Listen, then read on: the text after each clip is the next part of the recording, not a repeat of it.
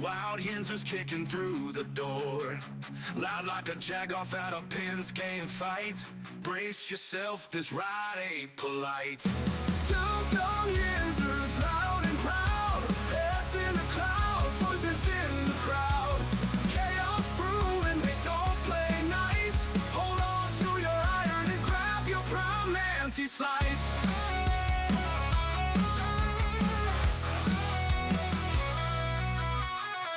Tales from the burg with a hint of mayhem. Pierogi powered, nothing can constrain them. Knocking back stories like an icy cold brew. You never know what these two might spew. Two dumb Yinzers, loud and proud, heads in the clouds, voices in the crowd. Chaos brewing, they don't play nice. Hold on to your iron and grab your prime anti-slice.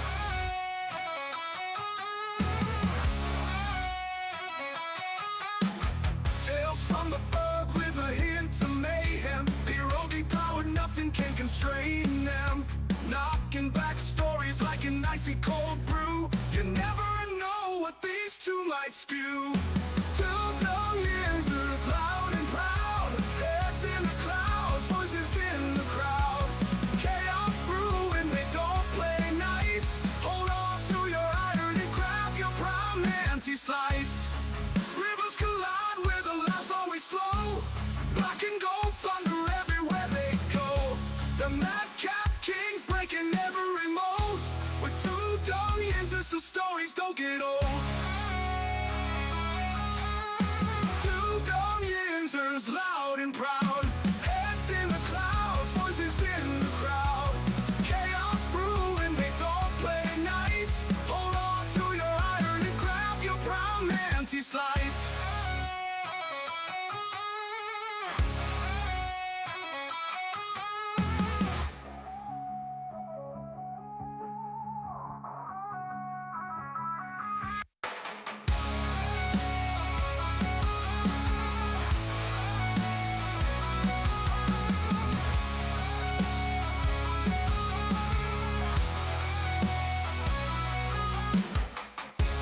Yeah, welcome back to the show, everybody. Welcome back. That's right. This is the Two Dum Yinzers, and this is episode 946. I like to say to everybody today, welcome back, and welcome back.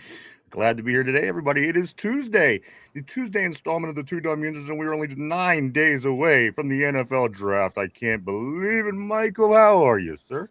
Dude, I am good. I am fired up, baby. It's nice weather. The draft is a mere 9 days away, single digits. I thought it would never get here, and here we are, brother. It's right around the corner. 81 degrees is what they're telling me it's going to be today, Mike. While I wear a beanie. You're going to wear your beanie. I got to be honest. I'm happy. I'm happy with this weather. However, this weather does bring one thing that's I'm not that happy, I guess.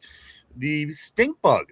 The stink bug is back in there. I got to say, worse than ever. Like in my studio, it's like stink bug heaven in here. And I don't know where they're getting in, what they're doing here. But all I know is every once in a while, they will dart at me out of nowhere. Them stink bugs, they got balls. Dude, they do, man. They are fiery little fuckers. Man, they come darting at you. They're not like passive either. You know, they'll stand up to the challenge, and they'll dive bomb you out of nowhere too. You'll be minding your business, and they come over and like, "This is my house, bitch." And you know what? The one thing about them, I like to fling them. They fling far. However, it doesn't matter how hard you fling them. They always seem to gain control in the air, and then they'll just start flying, or they'll land at a spot. Yeah. But I do like flinging them. They fly like a paper football. They do. They have that nice, satisfying, like when you flick them. They have the sound is satisfying. I like how some animals, they have strong teeth for protection. Some have claws. This bug has a stench. Yeah. Unfortunately, it's the same with some people. Some people have that power as well. But the stink bug, Mike, they're back. You don't got to make fun of Derpy that way. The stink bug is back, unfortunately. And again, it's bright and early. They did not take any time to get back this year. The stink bug, I don't know how it is everywhere else, but I know right here at our studio, it's attack of the stink bugs this time of year. But you know what? That's all right. That's all right. That's all right, Mike, because the rubber duck is coming back to Pittsburgh. I saw that. I'm jazzed for the rubber ducky. Of course, the big world largest rubber duck. I think it started in Pittsburgh. I don't even remember the story, but then it traveled all over the country, and and people loved and admired the duck. But the weird thing about the duck, Mike, it's going to be in Green Tree. It's not even going to be down near the Oh, draft. I mean, if you're traveling 370, if you're driving the Parkway from the airport, you'll see it, which a lot of people may be going that route.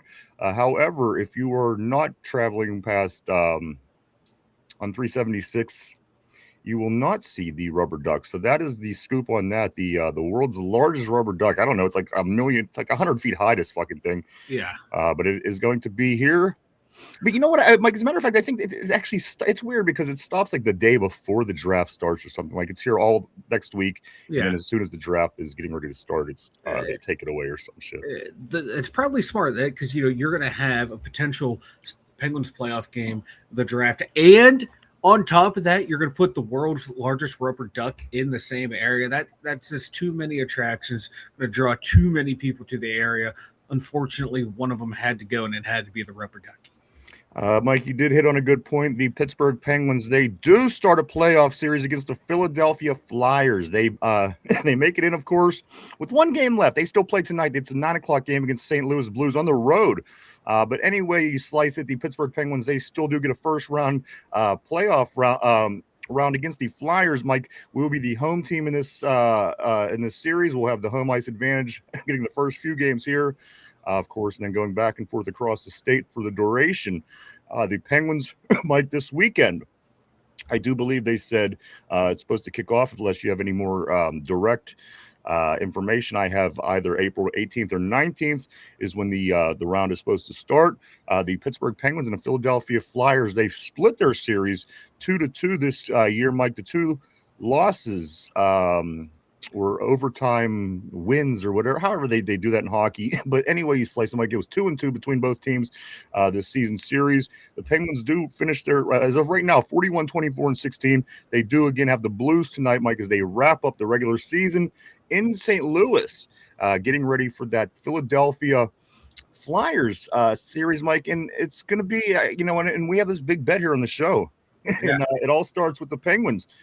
And if all four of our pro sports teams advance out of the first round, you know what's going to happen.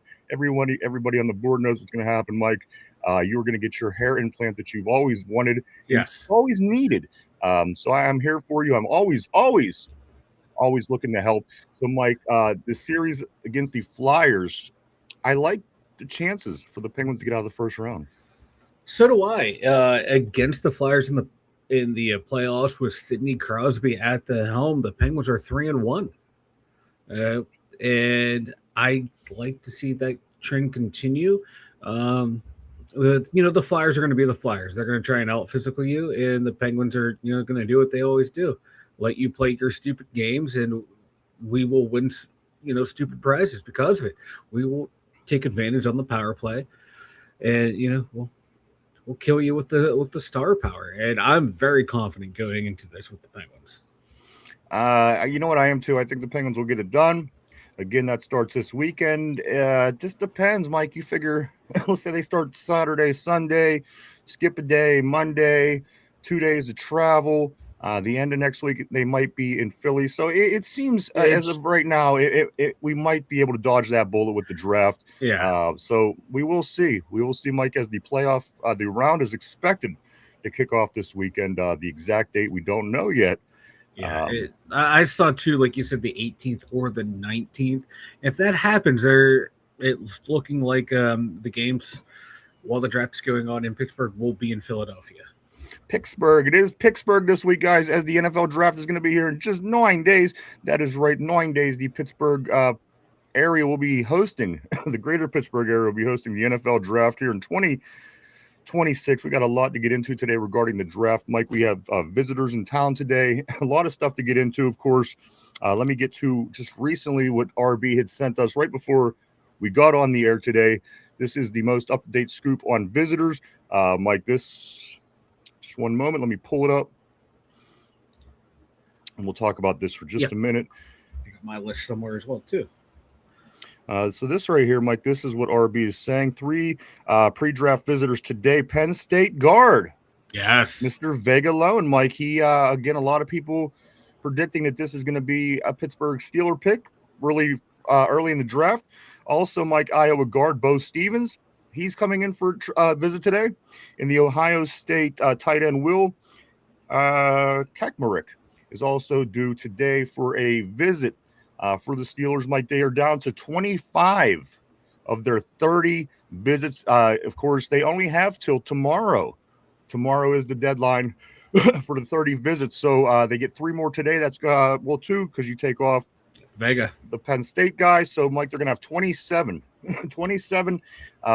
visits in as of today.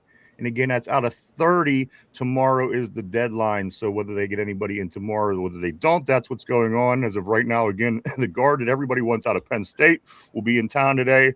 The Iowa guard, Bo Stevens, and Ohio State's tight end, Will Kamarick, will also be here. So, guys, a lot to get into with this draft just around the corner. This is just 9 days from the NFL draft, guys. It's unbelievable. And you know what?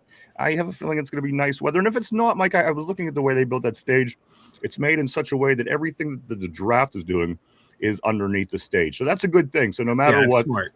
It's always going to be going because, of course, the Western PA in springs could be awfully wet. Could be wet. Literally a snow front could come through at any moment. It has happened in the past at this time of the year where we've gotten snow. It sure has, Mike. Let me get into the Pirates real quick before we do get rolling on the Pittsburgh Steelers for the day. The Pirates, not only are they in first place, but they do have the second best record in the entire Major League. People told me all offseason I was crazy for predicting this Pirates team was going to do well. Yes, it's early. Yes, they're only 16 games into the schedule. However, Mike, second best record in the whole entire league. First place, they beat the Nationals yesterday 16-5 with a 10-run sixth inning. Paul Skeens goes 6 innings, 1 hit, 1 earned run, 1 walk, 6 Ks. He accomplishes 400 strikeouts in his first 59 appearances for the Pirates. Brandon Lowe, back-to-back 5 RBI games. Mike, this is the first time since the 1920s, and Honus Wagner goes back-to-back 5 RBI games. That is Brandon Lowe. Also, Brian Reynolds, Mike, he had 4 RBIs on the day. Cruz goes 2 for 3, 3 runs, 3 RBIs, and even Horvitz gets back into it, Mike, with a home run. The Buccos back at it today at 6:40 in game 2 of 4 against the Nationals. Mitch Keller on the hill, the starter for Washington, is 0-3. So if the Pirates could keep this thing going, they're looking good. And they also have more wins than anybody in the American League. So I like that because, again, Derpy likes the American League. He likes the Cleveland Indians. And not only are we better than his team, we're better than every team in his conferences of right now. And again, you know what? It might not last. It's probably not going to last forever. So please let me enjoy this. Exactly. You know, it's the Buccos. Like when you said, you know, this hasn't happened since Honus Wagner. Usually that means we've done something bad. It's nice to see that, you know, we've done something good, something historic, you know, tied in together, because normally we're historically bad. When we have someone do it historically well, I think that's cause for celebration. And Paul Skeens last night, he was pitching filthy. He was pitching nasty. I didn't get a chance to watch the game, but the highlights of his strikeouts and just some of his pitch sequences were disgusting. And it's nice to see him actually, you know, have multiple wins, have actual fucking run support. I saw a stat yesterday. It's, you know, we scored 10 runs for him yesterday. In his, like, losses last year, we scored a grand total of, like, 11 runs. And he is, Mike, 3 wins already in the first 16 games of the season. Off to a great start. I can't imagine Paul Skeens has a great year, as he has so far, winning Rookie of the Year and then Cy Young in his second year. So I expect more great he's things. Overrated. People like to say that he is still overrated. If you can believe that. So a lot of good things going on here in the Bird. Penguins start the playoffs against the Flyers this weekend. Buccos, better, one of the better teams in baseball. In the Pittsburgh is hosting the NFL draft right here in just 9 days. It is crazy stuff, Mike. Reminiscent of 1992. Yes, I've been saying this for some time. You just had hope for all the teams from the area, as you did in the early 90s, Mike, and the new coach starting for the Steelers, and just all those kind of good feelings that have been flying around the burg lately. And, as Pittsburgh Steeler and Pittsburgh sports fans, I'm sorry, you got to like it. It certainly feels good, Mike, because, as we state on the show, no Pittsburgh team has advanced out of the first round of the playoffs since 2017. Guys, this is 2026. Yeah. So even, say one team is in a rut, three teams fail to get out of the first round of the playoffs in 9 years. That's crazy to me. I don't think that one team is going to do it this year, Mike. I think all three teams, plus the Riverhounds, will probably do it. So a lot of excitement in the air here in Western PA. Yeah, as there should be. Along with stink bugs, of course. Along with stink bugs, but you feel it, man. Like when the teams are doing well in Pittsburgh, everyone seems to be happier because a lot of people, man, you might not be a Steeler fan, but you're a Bucko fan. Might not be a Bucko fan, but you're a Penguin fan. And however it overlaps, so when all three are doing well, or all three are looking to do well, and there's changes, like the city and the surrounding area, everyone just seems happier. It's a sports town, man. Even if you don't follow along, you kind of get that feeling though, it's like, oh, something good's happening or something's bad happening, and that will affect your mood. And it's uplifting right now. And I got to promise you, I got to promise you that Pittsburghers will automatically become Pirates fans once they start winning. Because Pittsburgh, listen, you may not realize this, but we love our Pirates. Yeah. It's just hard to love a team when you don't win for decades at a time. So, and again, in Western PA, at least when I was a kid, I don't know so much about now, but every single boy in my grade played baseball. Listen, when you were a kid, like Little League, it didn't matter who you were. You were the nerdy kid, if you was the athletic kid, everybody played baseball. So, a lot of people in Western PA have that deep down inside, like this love for baseball. And again, will fall in love with the Pirates pretty quickly if they show signs of consistently being able to be competitive. So I'm liking this, Mike. Again, takes me back to the early 90s. I was a young man. A strapping young lad back then. And yeah, like I used to be all about the Buckeyes, dude. I survived Kevin Young at first base, that era of Bucko baseball of, welcome to hell. And, I given up on them because you'd see what they do. Scrimping here, not spending money here. When we were doing well, I really did. It was nice. In that little 3-year stretch. It's like, oh, cool. But, we could have spent more and done a whole hell of a lot more. This year feels different because they went out and spent money. And they're reinvesting in the team. And that's making me kind of reinvest back into and pay it a lot more attention than I have been in the past few seasons. So a lot of good things going on, a lot of good vibes, certainly here in Pittsburgh. We got a lot to get into today, guys. Pittsburgh, again, of course, the draft just 9 days away. A lot of draft talk today, Mike. I do want to talk about this real quick. We are talking about playoff droughts. Let's get into Steelers mode. Let's shift in the Steeler mode, if you will. Guys, there are only 5 teams in the NFL. There are only 5 teams that have a longer playoff drought than the Steelers do without winning a game in the playoffs. Only 5. They are. It's 9 years for us this year. 10 years for the Carolina Panthers and the Arizona Cardinals. The Jets, 15 years, Mike. The Jets haven't won a playoff game in 15 years. The Vegas Raiders haven't won it in 23 years since they lost that game to Tampa Bay in the Super Bowl. And then finally, the Dolphins bringing up the rear, Mike. The Dolphins have not made the playoffs since 2020. For 25 years. They have not made the playoffs for 25 years. The Dolphins haven't. So, again, I think it's necessary. People say, oh, these Pittsburgh fans are so spoiled. We're not spoiled. I just don't think that the Pittsburgh Steelers deserve to be in this crop of teams. These are pathetic teams. These are teams that never have anything going on. And, again, you can say what you want about the Steelers, and as of late, it doesn't matter.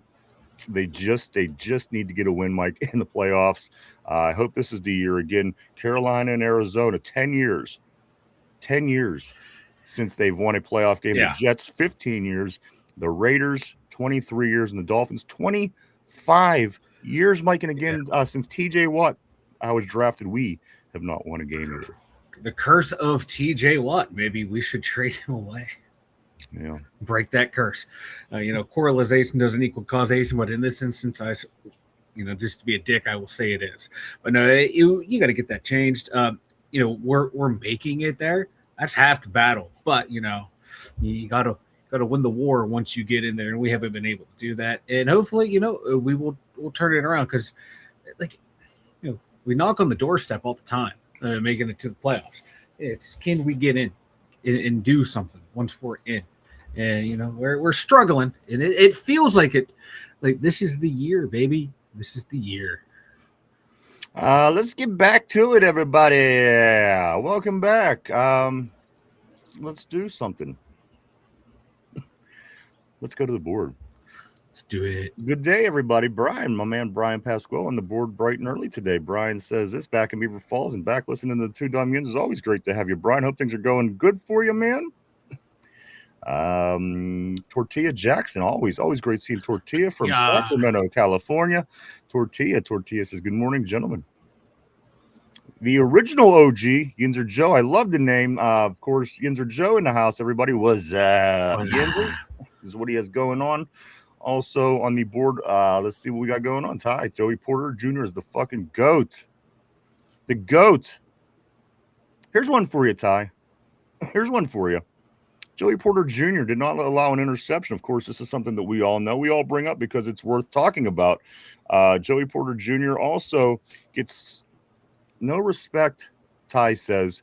And you know what? I might have to agree with him, Mike. When Shedeur Sanders gets the nod to go to the Pro Bowl, and Joey Porter Jr. has yet to give up a touchdown in the NFL, I would say Joey Porter got snubbed. Just a little bit. Give this guy his freaking money already. If anybody deserves on this team their money, and they're going to get to it. Don't get me wrong. I'm not saying that that's a problem. Mike, give this guy his money. If there's anybody on this defense right now that deserves it, again, the constant improvement every year. Again, he didn't know how to tackle. Now he tackles fairly well. Very handsy. That goes away. Mm-hmm. And hasn't let up a touchdown yet, Mike. Again, it just, to me, seems like this guy should have gotten some kind of nod to the Pro Bowl, if not the selection, but at least some kind of replacement. Yeah. And Shedeur Sanders goes on to the Pro Bowl. Joey Porter Jr. does not. That tells you what the state of the Pro Bowl is nowadays, Mike. It's maybe Joey Porter Jr. needs to contact some of the cornerbacks that are drafted or selected before him and be like, hey, can you guys sit out the Pro Bowl so can I actually get to this thing and start to get the respect I fucking deserve? Because that's you know how it is, man. It's a popularity contest, and once you're not in that cool kid club, it's going to take you a long time to get into it. But once you're into it, man, it seems like you're back in year after year. Yinzer Joe says this kamikaze bugs. Pretty sure they were individually trained by Japanese Air Force. Of course, the stink bug. Aaron Jade, always great seeing Aaron Jade on the terrible board. Here we go, Steals with the Rockets. I am set for my Tuesday, Mike. I am set for Tuesday, and you know what? I will make it official, and I will make it an official titty Tuesday, if you will. Madam, I request that you immediately send me pictures detailing your beautiful bosom in support of the national holiday known as Titty Tuesday. Now, this is a holiday I could get behind. Yeah. I kind of worry when we play it. I'm afraid Derpy's going to send titties to the group chat.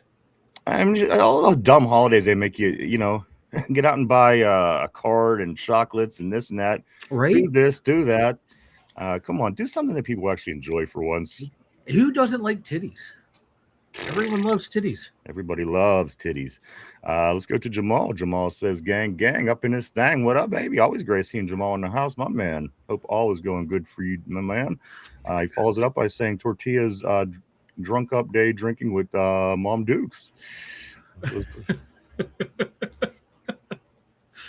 me scoot up right here. Those are Kabuli bugs. Those are Kabuli bugs. What Tortilla is saying. Those stink bugs. Just learning. What's up, man? He's back. He says Rogers has a fake wife. You know what? He might be onto something. He might be. He comes in saying it every day, and I believe it more and more every. And they say if somebody says something, over and over and over, you eventually start believing it. Then you know what? I I'm starting to believe it, I think. I'm starting to get into that spot as well. You know, it's believable. I do want to say what's up to Dude. Dude on the board says, good afternoon, fellas. Always great seeing Dude on the board. My man, hope everything is going well for you as we are just 9 days away. That's right, 9 days away from the NFL draft right here in Pittsburgh, PA. Tortilla says, Mom, grab a Duke. The two Dum Yinzers are on. The original OG, Yinzer Joe, he says, this big question, guys. Why is it so important for the organization to keep traditional Steelers defense but not implement the original to back offense that's won us Super Bowls? That's a good point. That's a good question. That's a good question. Let's go up here. Ty says 9 days. Tortilla says Ty Simpson last visit. Again, guys, we were to 27. Mike, and of course, this is somebody that has not been here on a visit yet. We've mentioned a lot of names. 27, Mike, and the deadline is tomorrow. We have 3 today. 2 of them are going to be counted as non-local visits. Actually, I looked. The Vega one does count. Penn State doesn't count as a local visit, but I think the tight end who visited from Penn State went to school local here, so as a high school kid, so that counts as a local visit. So also, we do have 3 left then. I do want to say this, guys. Yesterday, the meetings did go through. Of course, the pre-draft visits. Taylor Green. As of yesterday, Taylor Green. I lost my board, Mike. Everything is gone. You froze up on your end, brother. Whatever the case may be, I don't have any information, so I just want to let you know. Okay. All right, let me get back at it here. Taylor Green, of course, was in town yesterday for the visit, Mike.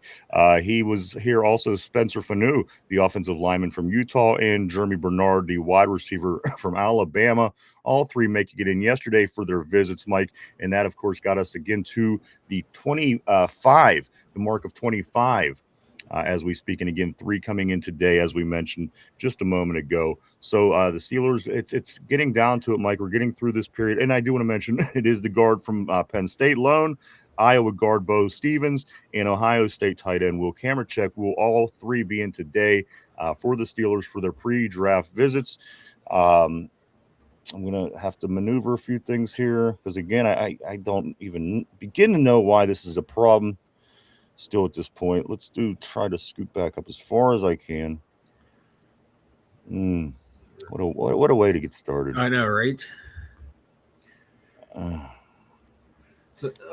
Ty Simpson last visit. Your Tortilla. You're usually on the friend list. You might be moved over to the enemy list over there with Cody. I do not want Ty Simpson anywhere near this team. I just don't think he has it. Not a fan of many and quarterbacks in this draft. You gotta say, Mike. Everyone's talking about Ty Simpson. The guy didn't even have a visit. Yeah. If we're so high on him, yeah, and this is somebody that the Steelers are even considering, you've already gone through 28 people, and he's not one of them. I mean, let's just say he does come in as one of the last visits. It is what it is. But again, does that seem like somebody that you consider to be a high hopeful pick for the team, that somebody that you haven't even met with?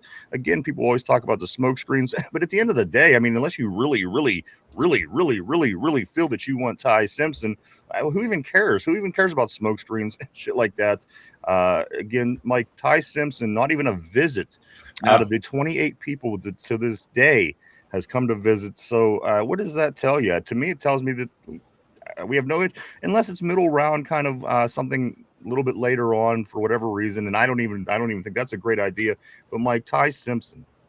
They met with him at the draft, but they didn't bring him back in. And the quarterbacks they met at the draft, Drew Adler, Carson Beck, Ty Simpson, Garrett Nussmeier, that was it.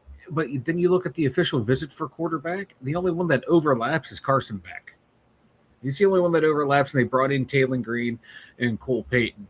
So it's, I would, if I was predicting a quarterback to the Steelers, it would be Carson Beck out of that whole group because they met with him twice. And it's just like, hey, we want to follow up or get more information with this guy, or we really like him. Let's see how the process is going along. It just, those top 30 visits usually key you into like who the Steelers are looking at least historically. And I don't see that trend to not continue. So I have a feeling like our first round pick and even our second round pick are going to be someone from these top 30 visits. A lot to get. And again, we have our draft people, and I'm glad we have our draft people because they keep track of all these people and all these names and all this stuff, and they're on it. They're on it tight. Darby and Chopper are always on it tight.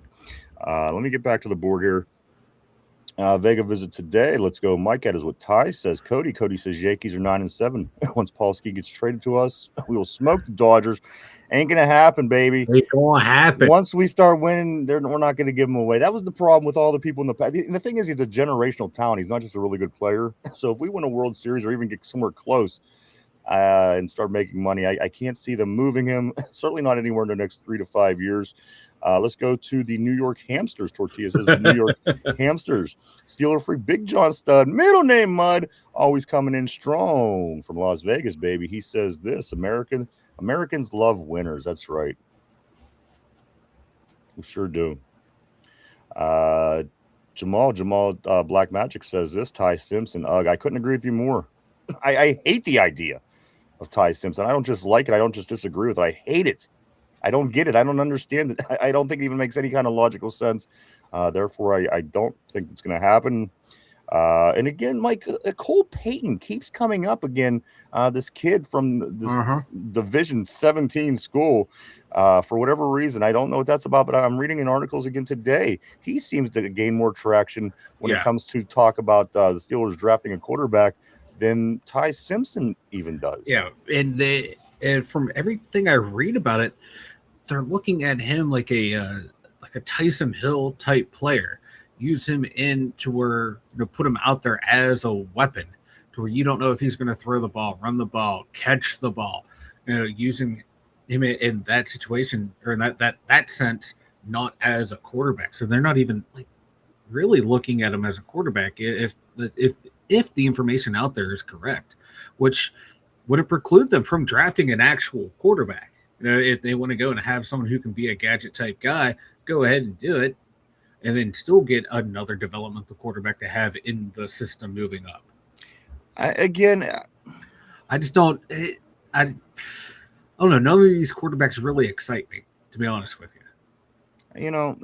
I agree, but somebody's got to work somewhere, and at the end of the day, we got to make a move eventually. I was into this year, but as I'm seeing the results and what the quarterbacks look like compared to what they're going to be next year, I'm all aboard waiting till next year. And again, if Aaron Rodgers does come back, that it helps that matter out.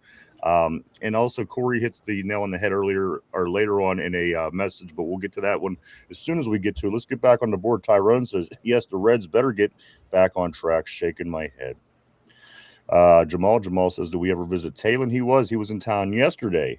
Along with Spencer Fanu, the offensive lineman out of Utah, and Jeremy Bernard, the wide receiver out of Alabama, all three in yesterday. Cody says Cam Schittler has the same stats as Paul Skeens. I don't know who that is, but let's see if he'll consistently keep those stats. Also, Mike, another Pirate I just want to mention real quick, I forgot to, Seth Rodriguez. Remember that name. Just remember that name. He was our draft pick. He struck out a bunch of guys yesterday in his first game in the minors. That's going to be a pitcher to watch. Let's get back on the board here though. Tortilla Yinzers bolts up. Yinzer bots roll up. Jamal dope. Also, Ali would love that. Let's go right here to Corey. He says, hey, fellas, let's trade TJ while he has the slightest value left instead of taking a sixth for him on next season. And I've been on that boat all along. I've been saying that forever. The writing's on the wall. If you let this guy stick around, we're going to be complaining about him a couple years down the road saying, dude, why didn't we do something? Why didn't we make a move when he still had a little bit of value left? There's people, Mike, they're optimistic. They're saying that he's going to come around. He's going to have a good season this year, get a bunch of sacks. I hope they're right. I hope so too. But the track record's really not there. I agree. It's trending in the other direction. However, if it happens, I'm there for it. It just doesn't look like it's going to. But again, that doesn't mean anything. That's all just speculation. Let's continue to move on the board. I agree with you, Corey. Corey Beavers, of course, from Don't Drink That. You're into conspiracy theories, UFOs, what the government's up to behind closed doors. Go check out Corey right here on YouTube at Don't Drink That. Go check him out. A really cool podcast with a lot A lot of content. Do go check him out. Don't drink that. Let's get in on Ty. Ty says, I'll definitely take green 5th round. Let's see. Jamal says, heck yeah, I take him in the 3rd. Tortilla, he says, resign Watermilk. Ty says, hell no. Left guard, wide receiver. Talon is what Jamal is saying. Ty says, 4th, the earliest. Tortilla, we have green at home. Tyrone, he says, 24, the best defense player on the team. Don't I get you, man. He's balling, baby. Let's go to Cody. Cody says, JPJ has got scored on by Roman Wilson, which I wouldn't put that against JPJ. I would put that against some coaches. Put me in, coach. This guy hasn't let up a touchdown since he's been in the league, and I scored against him. Come on, show me some love. Maybe that'll help out getting Roman on the field. Who knows what's going to go down with Roman? Unfortunately, let's do Scoot Along, though. I'm going to go to Ty. He says that's what we were doing today. Cody, also, Tortilla Jackson says this. Mark Kabuli was banned from his local Chinese restaurant because he kept asking them for happy endings. Oh. And unfortunately, they were trying to give him real happy endings, but that wasn't what he meant. He wanted real food happy endings, and that was it for him. Let's go to here, right over here. Over there? No, right here. Yeah, right. Jamal, he says, laugh my fucking ass off at Tortilla. Cody says, Tyrone, no, I just think it's interesting that they don't use Wilson, even though he scored on the best cornerback. He follows it up by saying draft Ty Simpson, and he follows that up by saying Mike wants Drew Aller. Mike, I know there's a part of you that does, and listen, I get it. There is not a part of me that wants Drew Aller. I know I make the joke that I am an Indiana Hoosier fan, but no, I am a big-time Penn State fan, and waiting for, like, watching Drew Aller play and wondering if he would ever develop and if he would ever pull through in the clutch caused me to lose all my hair and my beard to turn gray. I don't want anything to do with Drew Aller. I hope he can go to an organization and he can flourish and develop. I don't want any part of it. I lived through it for three years at Penn State. I don't want any more of Drew Aller. There's just nothing really that excites me about the guy. I mean, he's solid, yes. I mean, he's I like it. You know, he looks like an NFL quarterback. The height, the weight, the arm, the legs. It's up here. It's up here. He's so slow to process anything, and then he makes some of the dumbest decisions in crunch time ever. It's mind-boggling. Let's go to right here where Yinzer Joe says we don't need another quarterback on the roster stealing reps from Howard. Also, Corey Don't Drink That says this. We got to stop expecting college quarterbacks to be pro ready. As long as they have the tangibles, they can be taught. We have to look for that instead of the immediate fix. And I couldn't agree more. Corey, you're right. You're right. You know, we shouldn't expect a guy to come in and come in, because here's the thing: you risk the chance of them being not successful. You know, it's very rare. Once a quarterback comes off and is off to a terrible start because they got thrown into the wolves, it's tough to rebound from that psychologically. And then also the league gets a feel, and they're like, well, wait a minute, he failed here in Pittsburgh. Let's look at somebody else. So again, I agree. I agree with you, Corey. That's why I'm hoping that Aaron comes back. I think that Aaron will be back again. Just for that reason. I don't love the idea of Aaron Rodgers, but come back and get us at least 25 touchdowns again this year. Do something similar you did last year. Let's get a feel for this coaching staff. And then next year, when we do add youth at the quarterback position, we could have a true battle between Will Howard and whoever. But that's just kind of the way it's sitting at this point. I don't think that there's any immediate fix, certainly now, that's going to get us in a better position that we were in last year. So I'm just on his boat. Let's roll with Aaron. Let's hope he can do just as good as he did, adding the weapons that we are and have added, and go from there.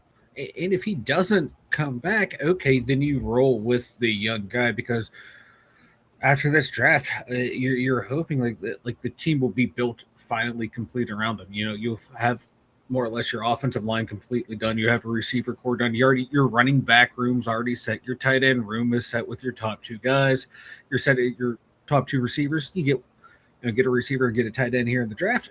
That room's routed out. So worst case scenario, oh no, we're going to find out if the young quarterback on our roster, or if we draft one, if either of those two have what it takes to be that guy, to be someone we can build on. We'll throw them out there. If they're looking rocky, put the other one in. If they're looking good, you let them go, and something like that. That's the worst case scenario, and that's not a bad spot to be in because you still have a lot of fucking talent around you to elevate your game to make the transition easier. So we're in a good spot, no matter who the quarterback. We are in a good spot. And the thing is, we don't have a quarterback, but we're in a good spot. Yeah, I mean, it's true. Is it a great spot? No, but it's a good spot to see how the future's going to go because you got talent on this team. It's just, who's the quarterback going to be? And if it's Rodgers, okay, you can probably say 11 wins, 10, 11, maybe 12 wins. If it's Will Howard or Carson Beck, okay, 7 to 10 wins, maybe 7 at the low end, 10 at the very highest. Okay, so now you know what you're working with there. You can, temper the expectations or set your expectations accordingly. Let's get back to the board. Ty says only take a quarterback, 5th through 7th round. I do want to say good, I guess it would be evening to Tater on the board. He may be a Browns fan, but you know what? He's a person at the end of the day, I think. And for that reason, I will say good day to you, sir. Let's go to Cody. Cody says, see how Mike named Drew Aller first in that list. Follows that up by saying Ty Simpson is the next Tom Brady. Let's go right here to Corey. Corey says this, try to give him a happy ending, and he just wanted another happy meal. That was pretty good, Corey. Let's go to Dude. Dude says a lot of offensive woes were due to Arthur Smith. And Tom, I couldn't agree more. However, you continue to go back in, the Canada era and, these other offensive coordinators, we could say were terrible, but it was consistent. So none of these coordinators were able to come in and lift the spirit. So we'll have to see if this coordinator can do it. We just don't know. We hope that he can. We assume that things are going to go well, but again, we learned a lot about this football team this year. Let's go to Mark Malone, my man, Mark Malone. Always great seeing the Mark Malone on the board. Mark says this: if the elbow checks out, I think Beck is our guy. Mark Malone would rather have nothing in this world than to have ET playing under center. Mike, right there. There's ET. Face of a franchise, baby. Good. Face of a franchise. Would you look at that? Let's get back on the board before I throw up. I'm going to go right here to Ty. Ty says, Mark, you make me sad, man. Me too. You make my eyes sad. Also, let's go right here. Mark Malone says he got it upstairs, man. He got it upstairs. My man RB from the crew in the house. He did have to work today, unfortunately, but he will be in at the end of the week. I can't wait again to catch us up date on all the draft information, guys. It's just 9 days away. Next week, Mike, single digits. We're just waiting on this Pittsburgh draft to be here. So much excitement in the air, Mike. So much excitement in the air. There is, baby. There really is. Let's go to RB. He says this just tuned in. While I'm planning the trucks out throughout the night, I get what Mike is saying, but at the same time, how much of that was from bad coaching too? Of course, Franklin, a great recruiter, is a moron. And you know what? They didn't have the most ideal coaching situation. However, Mike, until this year, they were having, under Franklin, good seasons and still winning a lot of games. This year was just really a pooper for that Penn State team because, again, Mike, the past few years, James Franklin's been there. They win all the games except for the Ohio State or Michigan game. And that's what's expected of Penn State. And you know what? That hasn't changed. This year, they just shit the bed. Everything, wasn't good. Yeah, and he really had no receivers up there. His best receiver was Ty Warren, who was a tight end. And they relied a lot on Singleton and Katron Allen to carry that offense. And you go all the way back to Christian Hackenberg, who his freshman year lit it up for Penn State, but then got worse and worse every year there. And that was under Franklin as well. He showed no development. Aller has showed no development, So it could have been a coaching thing, but I've had enough of it. But if we draft him, I'll root for him. I want him to get better. I want him to go and have a good career. I like the kid, but I just don't want to. I can't suffer anymore under Drew Aller. Imagine Virginia Tech. Was that where Franklin went? Mm-hmm. They might get some bomb ass recruiting classes. I don't know who all from his staff he got, but he can recruit, and if he gets some good other recruiting coordinators, they should have some solid classes. But I just don't know if they'll ever get over the hump, kind of like Penn State. We will see, everybody. It's going to be interesting. Let's take a look at what Corey says. He says, "Well, the team put themselves in panic mode, or at least the fans, that's for sure, because the team didn't plan for a quarterback when Ben was on his way out. This is how you end up with the Kenny Pickett type players." Also, Tyrone says, Ryan, A-Rod 32 touchdowns. He's going to have weapons better. And you know what? And I hope you're 100, bro. Believe me, Ty. There's nobody. Listen, Ty says some of the most the things that I like the most to hear. I hope you're right. If he could come in and get 32 touchdowns because of a better offensive line, weapons coach, I mean, that is the best case scenario. Man, Ty, I hope you're right, brother. I do. I think everybody in Steeler Nation certainly does, man. And again, if he could do that for those reasons, I'm excited. Let's get to RB. RB says, I love how everyone is, you can't do this because of Will Howard. Like he was the first overall pick and was yearned by the entire league. Good point. Exactly.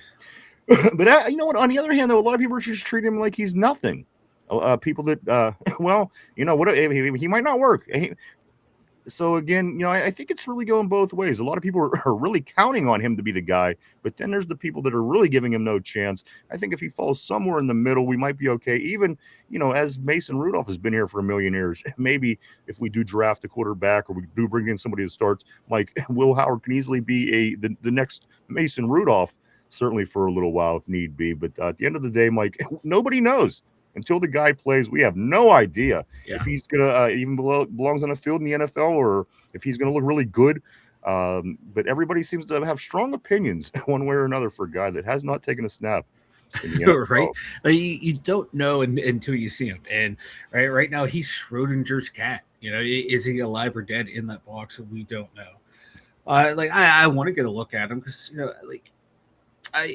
he kind of grew on me last year. I wanted nothing to do with him. Then as you watch more and more film, like, okay, if he gets into the right system, gets into the right coach. And I think we got the right coach, probably got the right system for him. So now I'm wanting to give him a chance more and more if Rodgers doesn't come back. But I also would love us to get a quarterback too, but I don't think there's anyone in this draft that is like so much better than Will Howard to where it makes sense to get them and give them the keys to the kingdom. Let's jump to Yinzer Joe. Yinzer Joe says TJ still has 3 years on his contract. I don't think it's reasonable to trade him and not have an equal or better replacement. And no, it's not Herbig. He can blitz, but he's not an edge setter.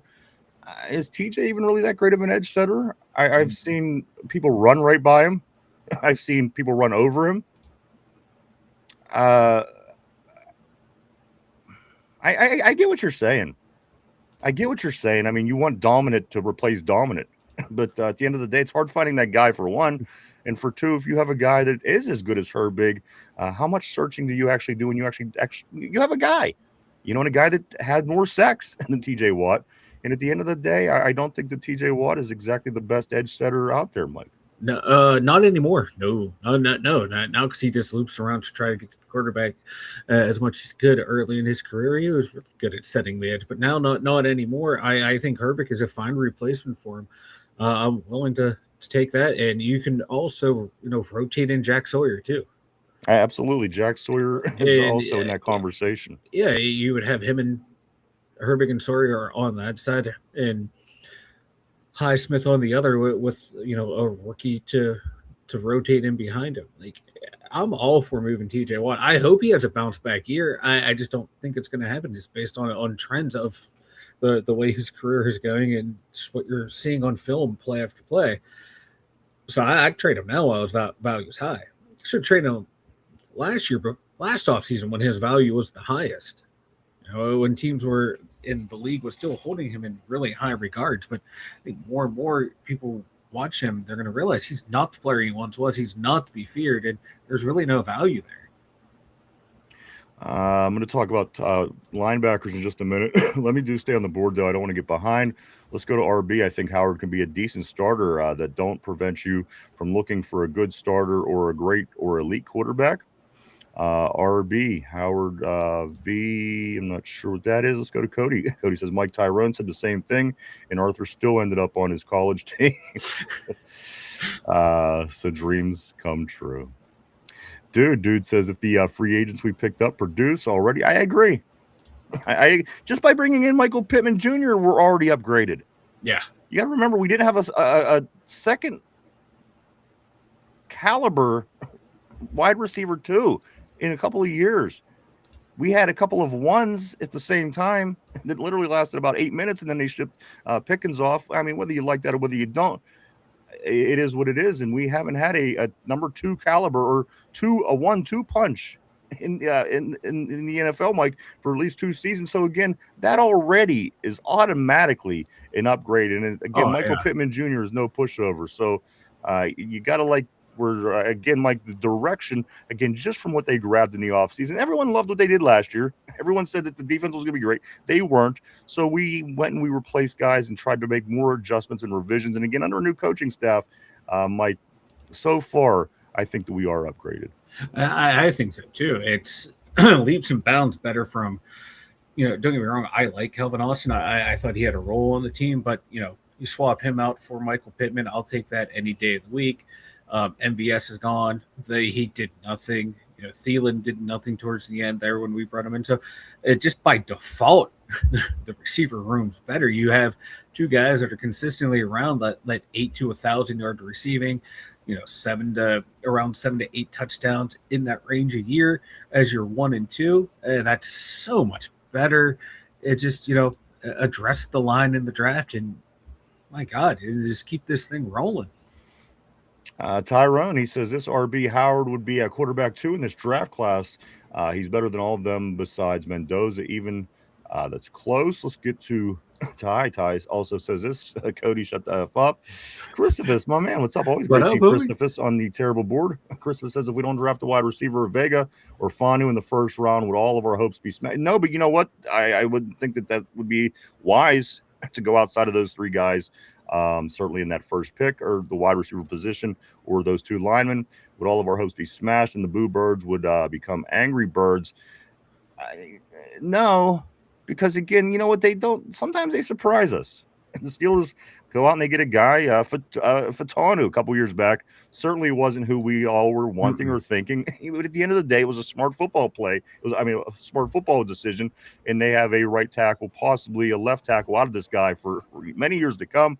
So again, the Steelers do that every once in a while. But going outside of the wide receiver position or Vega or Fanu, if they are available, Mike, I think is a stretch. I do believe that it's got to go one of 2 ways. Try to get something on that line or get somebody at the wide receiver at the highest possible position or whoever it is that you see at that position at 21 or moving up that you do like. But, Mike, anything outside of those couple of guys in that wide receiver position, I think that it would not make any sense to draft in the first round.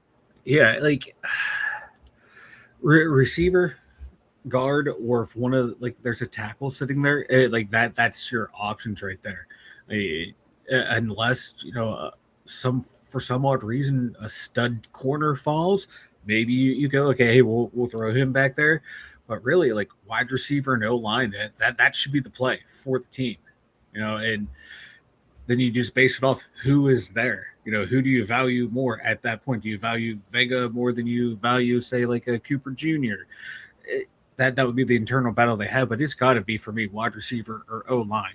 And those are the 2 biggest points of needs when you're coming in, when you're looking at this team's offense. That's logical. I mean, you know, if you think outside of that, you're kind of getting outside of the box. You're paralysis by analysis at that point. Just you have to upgrade. You got to fill these positions, Mike. You got to get that offensive line, the left side, worked on, and also wide receiver, I think, is a priority for sure.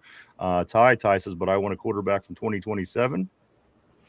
Also, Cody says if we had prime Ben Roethlisberger right now, we would win back-to-back Super Bowls.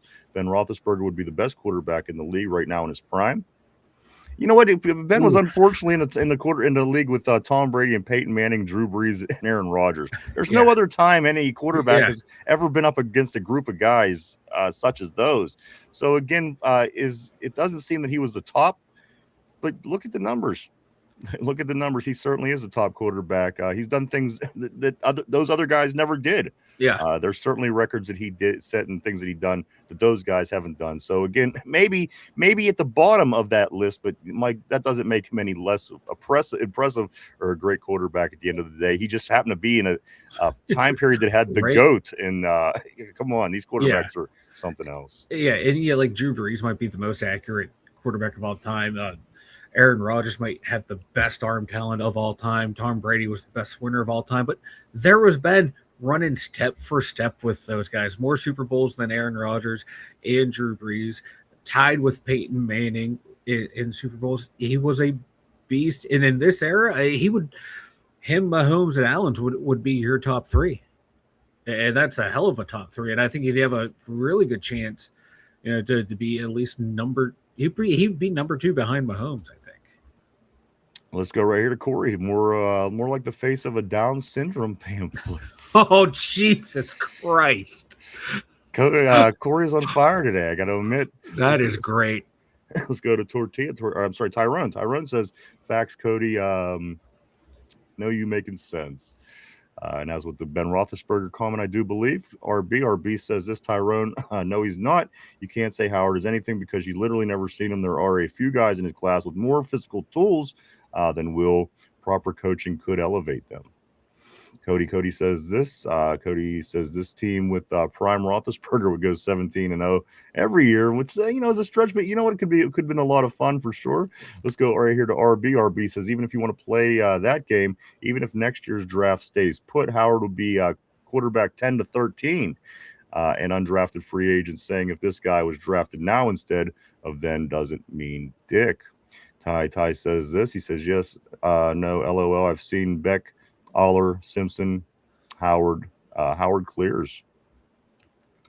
Cody says this. He says this team about to have more offensive weapons than Ben ever had. No excuses for Rodgers this year. Of course, that Killer Bees team was pretty good. Really good. Really good. Ty says this. Cody, I don't know about that. Big Ben had some great wide receiver. That's what he did. I mean, you had the great, and I don't care what anybody says. Hines Ward was great, and Antonio Brown was one of the best, and Heath Miller was one of the best tight end the Steelers ever had. Yep. Ben had his weapons, but do those guys become the weapons they are without a quarterback like Ben? So I mean, you could play that both ways. And then is Ben the guy without them? Without those guys, it's well, Ben. I mean, he was there for 20 years, and he managed to do great things. And Santonio Holmes, come on, Santonio Holmes, don't catch that ball in the back of the end zone. Steelers history looks a little bit different, of course. Tyrone. I'm sorry, we did get that one. Tyrone follows it up by saying, RB, you swear you know everything. Stop, LOL. He's better than Beck, Aller, Simpson. I'm talking about 2026. It's not next year. Goofy.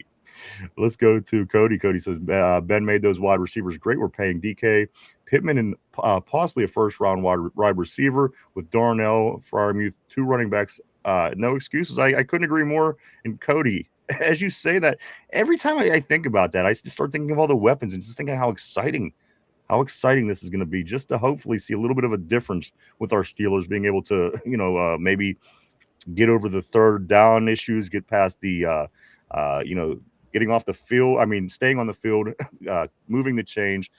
So again, very exciting with a lot of weapons being put into place. Hopefully that this could turn into something good for us. And I'm looking down at my phone. I peek down and I see Derpy's texting me, and he says, Ryan, like literally, you don't know that I'm literally in the middle of the show right now. Right.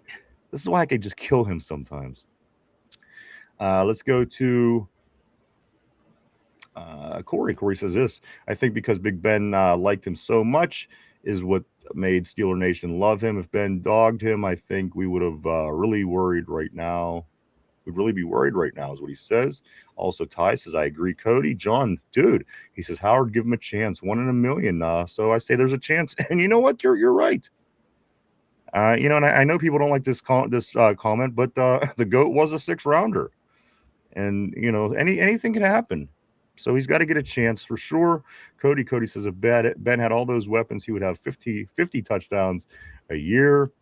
Ty says nobody likes 7. Cody, GOAT. Also, Yinzer Joe. He says, Ryan, our middle linebackers are getting pushed back on and run over. At least Highsmith and Watts set the edge. even if it's not. I thought the whole front seven looked terrible in the run game, to be honest with you, Joe. I don't necessarily think, especially as Mike said, at this point of his career, TJ does it well. To be honest, I see him getting pushed off the ball. I see people running right down his throat.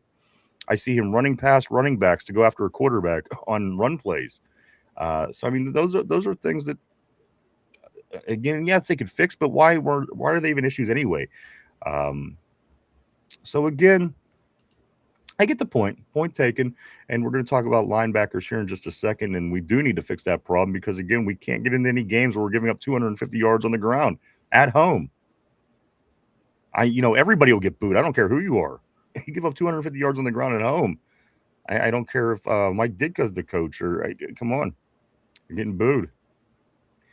Ty says that's because we don't got a true nose tackle. And that's a big part of it. You put a guy that's my size as your nose tackle and wonder why you can't stop the run. Got to get some big, ugly bastards up front. Got to be more ugly. depth, more depth up there. Harmon was a great start because when he's in there, he's a great start piece for this. Yeah, you're right. Like we go he's from not the resolve. We go from giving up 120 some odd yards a game to 80 something when he's in there. You get him and you plug in some, I think you said in the next comment, Dominic Orange, Dante Corleone, guys that have the run stuffing ability and the big bodies, pieces like those, maybe not those guys, but other guys in the draft that fit the characteristics that we're looking for in defense. That's going to help those linebackers even more. That's going to help bring, may take this team from 15th in run defense to maybe even a top 10 run defending team. Something needs to be done, Ty, as Mike said, Orange or Corleone, the defensive tackle from Cincinnati, of course, follows it up by saying, facts, Big Ben wishes he was in this era. Let's go to RB. He says, I think Vega is long gone by 21. To me, Fanu or a linebacker would be my pick. Both guys have tackle. Oh, I gotcha. Anchor. Tackle guard flexibility, and you could play the board later with some flexibility. Let's do scoot up right here. Trade up. Ty says 17-1. Dude is saying, I do want to say what's up to Sombra. Always great seeing Sombra on the terrible board. My man, hope everything is going good for you, brother. The draft is just 9 days away, if you can believe that. Tortilla says, Will Howard gets more bitches, though. Mark Malone says San Antonio and Plex. Yeah, Plex even, I mean, listen, early on, he was a disaster. He was running with 3 left feet, it seemed like most of the time. But you know what? He picked it up and came around, caught a lot of footballs for us. And, he, again, another weapon. He was definitely a weapon. Was he even there for Ben? Who, Plex? Yeah. Yeah, they overlapped for a few years. Yeah. For a year. Because Ben was won the Super Bowl in his second year. And Plex was not on that team. So it would have been his rookie year. It was just that 1 year, yeah. Tyrone says, I'm happy we brought in Vega today. Mike, I knew we would late. Again, as that gets us to 28 of our 30 visits, our pre-draft visits, guys. And again, the deadline for the pre-draft visits is tomorrow. Ty Simpson has not been found. RB, Tyrone, Peyton, Green, Aller, and Robinson all have way more arm talent than Howard. With the right coaching and fit, and the guy can be coached up, and Howard can't ever fix his average arm talents. Oh, what's going on with your mic? I muted then unmuted. When I unmuted, I think I routed it. I'm sorry. Oh, there he goes. That's better. Yeah, I'm sorry. Let's go to Sosh. What's up, Sosh? Always great seeing Sosh. He says, what up, you sexy beasts? Great. Greetings from Switzerland. Always great seeing the sexy Sosh from Switzerland. Welcome, brother. Thank you. Great seeing you on a terrible board. We're just 9 days away from the NFL draft. Dude says if D-line can't stop and so many missed tackles. You're right. We're going to get into both. And again, I keep saying that, but middle linebackers is the next topic of conversation. We're going to get to Patrick Queen, some rumors, and some things that need to be done in the middle of that defense. Tyrone says this, stop LOL. You don't know shit what Howard can do. I'm going to leave it at that. Let's go to Mark Malone. He says, yeah, rookie of the year. Let's talk about just stopping the run business, guys. Of course, this was an issue. This is something that we need to improve. And again, even if you have a bad game, 250 yards at home It's certainly demoralizing, and it's hard. It's hard, and people can say, well, they came back a couple weeks later. They played Miami and shut their running game down, which again I think was an inflated statistic numbers who the Dolphins were playing at that particular time. But at the end of the day, 250 yards on the ground is unacceptable at all, especially if you plan on being a team that that's going to do anything in the playoffs. That's a lot of yards. That's a lot of yards to give up and not be able to adjust to stop. So again, middle of the defense, certainly an issue, Mike. Let's get into some of these rumors. This is some rumors that we received from our source this morning. A rumor says talks with Dallas for Queen. It would involve pick swaps and the Steelers perhaps getting quarterback Joe Milton. Mike, was something that came across our rumor board here at the station this morning before coming on. Again, still interest Dallas. They want something. They need something. They don't even care at this point who it is. Just give me somebody with a name to put on the defensive side of our football is what I'm thinking that Dallas is up to. Because what's not to love about a guy that leads the league in missed tackles? You know what I mean? How can you continue? How would you not want the guy that misses more tackles than everybody else? Like they want somebody with a name so bad right now in Dallas to make themselves feel. I'm just saying because again, who goes after a guy that leads the league in missed tackles the way that they go out? They're seeming to be interested in Patrick Queen. If they want Patrick Queen, God, give us a first round pick for it. Be done with it. I think they have pick 27 or some shit like that as well. I don't want Joe Milton. We have a developmental guy on the roster, right? We don't need another one.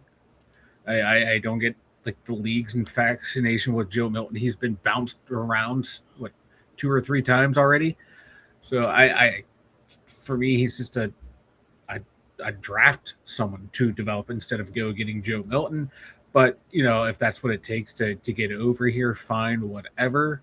But if you can get something for Patrick Queen, are you prepared to make that hole in your roster to go out and then draft a linebacker? But if they already have a linebacker in mind that they would like to draft, or a handful of them that they think can, play over Patrick Queen, go ahead and make that trade as long as you have that plan in place. I just don't like making a hole in the roster just to get rid of someone if need be. But, if that's what we have to do, and they have a plan in place, go ahead and execute that plan. If Dallas is willing to give you something stupid for him, go ahead and do it. Absolutely. Let's you know what? Let me say these couple things. So we're going to talk about Patrick Queen here for a couple of minutes, Mike, because I was reading some different conflicting reports, and I don't know if they're exactly conflicting, but Patrick Queen is kind of, he's pretty bummed about Mike Tomlin leaving. He wanted to be here to work and play under Coach Tomlin. So there was a lot of speculation, Mike, again, even on the Steelers side of things, this can possibly work into Patrick Queen, being some motivation for him to move. But Mike, he does come out and say, Patrick Queen does say this, everybody bought into the coach's new process. Of course, talking about Mike McCarthy, this is what Patrick Queen said. Everybody has bought into the new process. I am looking forward to playing under Coach Mike McCarthy. So that was out of the mouth of Patrick Queen. That is out of the mouth of the guy who may or may not want to be traded. That is out of the mouth of the guy who is in the middle of this defense, Mike, who, again, is trumped up a lot of interest from the Dallas Cowboys. I would confidently say he's not going to be here after next season. Mike, will Patrick Queen be here this upcoming season? I think so. And before you answer that, throw in the idea of possibly some movement on draft day. Should we expect a high-profile move on draft day with trades? Again, a lot of people talking about moving picks around. So does anything? What's your prediction? Does Patrick Queen play here? Is he involved in some kind of package? Again, Mike, I think he's the wild card at the end of the day. I understand your idea and your sayings on, do you want to create another hole? And I don't think that's an ideal thing to do. But all in all, Mike, Patrick Queen, what's the near future look like for Patrick? I really do, unless someone offers them, a crazy trade package. I don't see him going anywhere. You got Cole Holcomb, right? Exactly. And Carson Bruner, who he's cool on special teams, but you really going to plug him out there? No. And Malik Harrison, no. So I think he's going to be here unless you get some insane offer, and then okay, by getting this, I know I can get the linebacker I want to replace him. I have a feeling you just let him run out his contract, and then you get the comp pick for him in 2027, 2028, whatever year you get that compensation for him. Go ahead and do something like that. Also, Mike, while talking about Patrick Queen asked about Aaron Rodgers, of course. Listen, there's no reason why the information can't be out there within the organization. We again, we're just nervous, rightfully so, about the quarterback situation, about Aaron Rodgers. But Mike, once Patrick Queen asked about Aaron Rodgers, Patrick Queen says, quote, "I'm 50-50 on Aaron. I am 50-50, end quote," is what Patrick said. Mike, wrapping up the news and talk on Patrick Queen today. Me personally, I think it's already figured out. I think that it's already again, to be involved with people you've known for a long time is different than not. Yeah. And I think that says something. And again, there's a part of me, Mike, to think that there's no chance that there's still uncertainty in the air. I think Aaron is coming back or he's not, and I think the right people know. I think they do too, and I think they're okay if he doesn't come back. They're probably like, okay, we'll go with our guy who's sitting on the bench, but they have to know what's going on.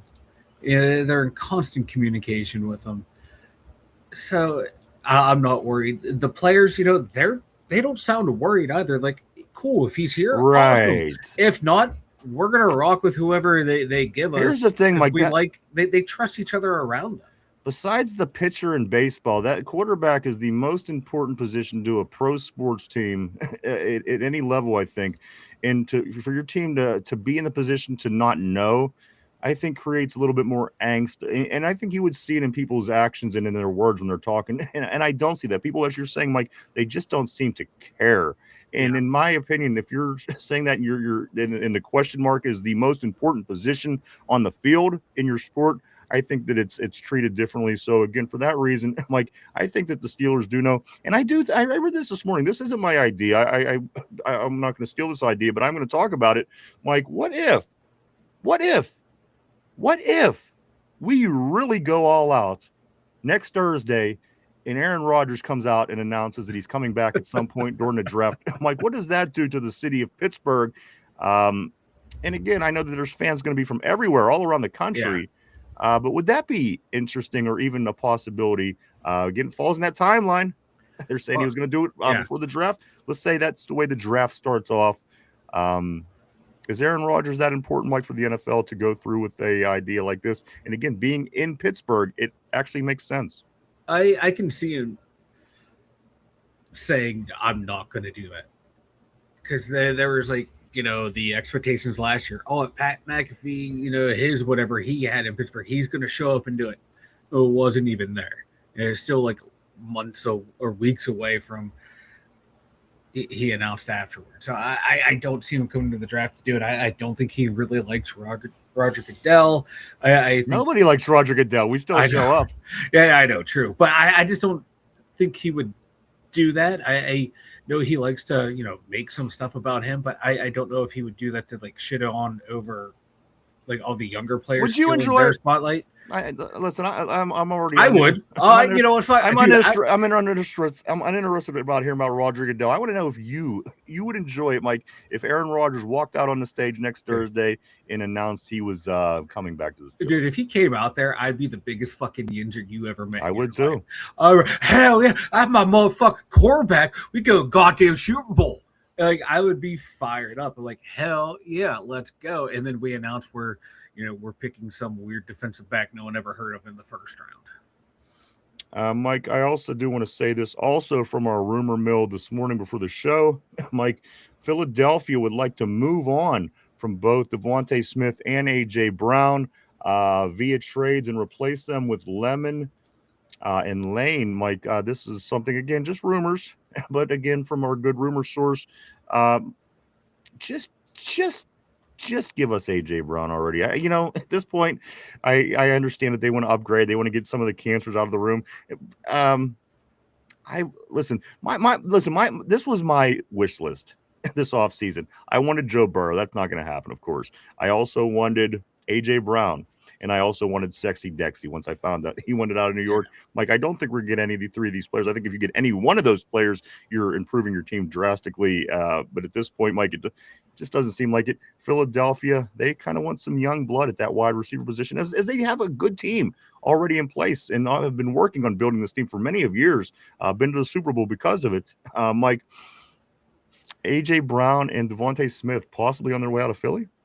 I AJ Brown makes the most sense to me. That he would be leaving just because of his relationship with Jalen Hurts is not the best. But if they want to get rid of Devontae Smith, sign me up for some Devontae Smith. I like him. I think he would be a very good addition to the team, and he is the one who is most affordable. 10.7 this year, 14.7 next year, and $20 million in 2028. TJ Watt, Devontae Smith, and a mid-round draft pick. Sign me the fuck up for that one. Absolutely, Mike. Let's get back on the board. I don't want to get far behind today. Let's get here to RB. RB says, tell me Tyrone. I've only watched every snap he's ever taken. Tell me what you watch besides a highlight package. Tell me his strengths and weaknesses. You can't because you don't know. Tyrone follows it up by saying PQ can't tackle or cover. Peyton Wilson need to be green dot and let PQ flow like he did at the Ravens. Also need a true nose tackle. We definitely need a true nose tackle, and this is something that kind of keeps escaping us from year to year in the draft as well. So hopefully they could get somebody on this defensive line to help bolster that line. Mike, Y.A. Black is another name that people keep forgetting. The size of this man, if he continues to work on his skills year in, year out, he has the physical attributes, I would think, to be a big help in the middle of that defense. And again, he got a lot of reps last year. Y.A. Black did with the Steelers. He did. He has a ways to go. Absolutely. He's a developmental guy, but I like his size. But at 6'5", man, I don't want him at nose tackle. Yeah, at nose. Yeah, but I don't want him on the inside. If you were like a 4-man front and he's one of your other inside guys next to someone else, you can make that work. But you got to get him out there. Yeah, like Steel Loyal says, he plays too high. You got to make him to where he doesn't play that high. There's something there with him, but I think it's going to take a while for him to get to that level where we want him to be. But I'm just talking about, Mike. I'm not talking about him being the superstar that saves the day. I'm talking about the building of the defensive line. You need top tier, you need middle tier, you need good rotational piece. That's why if you get like a Darnell Jackson from Florida State, or an Orange, or a Corleone. You roll them, one or both of those in, plus Y.A. Black and Harmon. I like that mix of guys. I know we had Logan Lee, but he was a late round pick too. I think he might be the bottom end of the rotational piece, but they're building blocks on that D line to, for when Cam eventually goes, we have guys in place. I like the way they're going, but they do got to bolster the middle of that line. Absolutely, and that's a lot of these later round picks. I think, of course, you're working on depth and things like that. I'm sure they'll do it, but again, if that's the way you're building your line, you're getting a bottom end depth. This is what you're going to get, Mike. Of course. So again, until you go out and get top pieces, middle tier pieces, the defensive line needs improvement. Certainly, Cam isn't getting any younger. Because you got to get someone to take over for him. Let's go to RB. RB says this. He says, you get these gay level man crushes on guys and any critiques of them as a player, and you're putting your white knight armor ready to wage war for gay love. I think, Mike, that they're going back and forth between Tyrone and RB. RB says this, bro. You're the same dude that said JPJ will get 12 million, LOL, and I don't know. Please stop. Save yourself. Guys are going at it, Mike. On the board, Tyrone and RB. Let's see where this goes next. Well, Cody gets in here. Cody says Tyrone is an Ohio State fan. He watched all Howard's senior year. Also, right here, Tyrone says, you want to be an insider? Sit your ass down, is what Tyrone is saying. Guys, I think we have something on our hands here. Or Ronald Albright, always great to see Ronald on the board, my man. Nice seeing you. Welcome back to the show. He says, I think in the end, even as much as I would like to trade down from 21, then back up in later rounds, I think Pittsburgh stays at 21 and drafts Proctor. Interesting. Cody says the same way Mike and Penn State fan watched all his GOAT Drew Aller play every game. Let's get to Tortilla. Aller is the quarterback of all time. Tortilla, let's go here. Cody, Drew Aller is the best quarterback of all time as long as he plays in community college. RB says this, I can confidently tell you here. Harrison's contract has hit legal. Harrison will be gone before June 1. Ooh, does it need a cap cut? Ty says Aller, best quarterback of all time. Tortilla, if you're stuck choosing between a Penn State quarterback and an Ohio State quarterback and a Cal quarterback, maybe Jesus should just come back. Dude says this, good with him, just as good without him. That's kind of where I'm at too. Corey says, hear me out, laugh my ass off. Patrick Queen a sixth, and Mason Rudolph for Dak Prescott, America's reindeer to America's team. Let's go Somber, laugh my ass off. Loyal. John, dude says he can announce our first round pick and say he's coming back. That's what I'm saying. Something like that. Something like that would be fun. And again, it would be for us. It wouldn't be for the country. I mean, it would be interesting, something for football. But being in Pittsburgh, I just think that could be something, we'd really enjoy. Let's go, Corey. Don't drink that. Wouldn't Devontae be cheaper? He's also younger, so that would help too. He's very talented. Absolutely. Either one of those guys I would love to have. I like Devontae. I've always liked him. He's a damn good player. Solid player.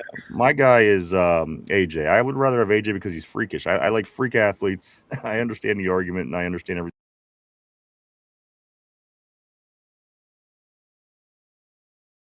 I prefer I play so high, maybe. And I think he's just such a big guy. You know, it's you're trying to reinvent the wheel because the guy is so big. He's been playing football his whole entire life. To get in and teach somebody like that to play lower, it's going to be tough. But you know what? We'll see. Let's go to Somber. Get Y in some yoga classes. He plays way too high. Absolutely, sure does. And I do want to say welcome to Steel Loyal, Somber, everybody. Steel Loyal says this, Orange or Corleone, these are the two nose tackles I want in a third, one or the other. And again, with 3 picks in the third round, Mike, could be a possibility. It could be a possibility, but like with the needs that we need, like wide receiver, guard, tackle, another safety, linebackers, D-line help. Always so many picks to go around. I don't know if they would double dip. I would double dip at D-line because you win in the trenches. That's just me. Let's go right here to Mark Malone. Mark Malone says, I highly doubt we play 3-4 more than 20% of the time this year. Somber says this, Jackson has the same build as Black. He's not a true nose guard. Steel Loyal says Darrell Jackson Jr. Is a 3 or a 5 tech. Also, I do want to say what's up. I want to say welcome back to the terrible board to Christine. Go Black and Gold. Always great seeing Christine on the terrible board. Very, very smart Steeler fan, we learned. Also, the MAGAFee show says this. Unless McCarthy is lying, they are not changing the D. I heard TJ Parker and defensive end out of Clemson is high on the Steelers board. Somber says, is RB ever not involved in chat arguments? LOL. Let's go here. Let's go to Jamal. Jamal says, laugh my ass off. Love hearing y'all do it. Go at it while I'm working. Laugh my ass off. Ding, ding, ding. My man. Always loved Jamal. Always, you know what, Jamal? I was thinking about you guys the other day. I made a comment last week. I said, why don't these guys get the show back together? Get the band back up, man. and we'll get you on here on the channel and showcase you. And I'd like to see it happen. I don't know if it's in the works or it's even possible, but get the band back together. We could get some things. We could do some stuff together, bro. Let's go right here to Christine Go Black and Go. She says, "What did I miss? You know what? It's draft talk. We're 9 days out, Christine. Everybody's excited. There's so much information flying around. Some stuff that just it's probably nothing. Again, it's all speculation this time of year. It's going to be just 9 days away. We'll be getting the answer to all these questions, and then rookie camp, and then the voluntaries, and then just everything is so close as we sit pretty much right smack dab in the middle of off season, guys. It's right between the playoff game that we lost and the first preseason game. So we're just trying to get by, just taking the information we have, floating from day to day, waiting for the big draft, just 9 days away, right here in Pittsburgh, PA. Everybody's excited. 81 degrees today in the Berg. I got to be honest, life doesn't get much better as the Pirates looking good, Penguins looking good, draft's coming to town, Steelers looking good, the weather's looking good, baby. Things is good in the Western Pennsylvania region. Let's get to the board right here where Cody says Vanilla wants to draft Drew Aller, Christine. No, I do not. See, this is why you are always number one on my enemies list. Oh, fucking Cody. Let's go to Jamal. Jamal says the Step Brothers of Pat podcast chats. So the Step Brothers was one of my favorite movies ever. It truly is one of my favorite movies. Great movie. Ever. Let's go to Z Airman. Z Airman. I do want to say welcome to the terrible word. Z Airman says, "Do you feel Will Howard can develop into a franchise guy?" You know what, Z Airman? I don't know. Okay, I'm tuning in to listen to what these people say about the Steelers, and they're saying you don't know. Well, yeah, I'm saying I don't know because, again, with his injury happening so early, breaking his hand off of Zach Frazier's ass in camp last year, didn't get a chance to step on the field and take a snap of meaning. So, he did win a national championship. That is something, of course. But at the end of the day, Mike, I just don't know. I mean, I don't know what Mike McCarthy's staff is going to be able to do for quarterbacks. I'm hearing good things. I'm hearing McCarthy is a quarterback whisperer.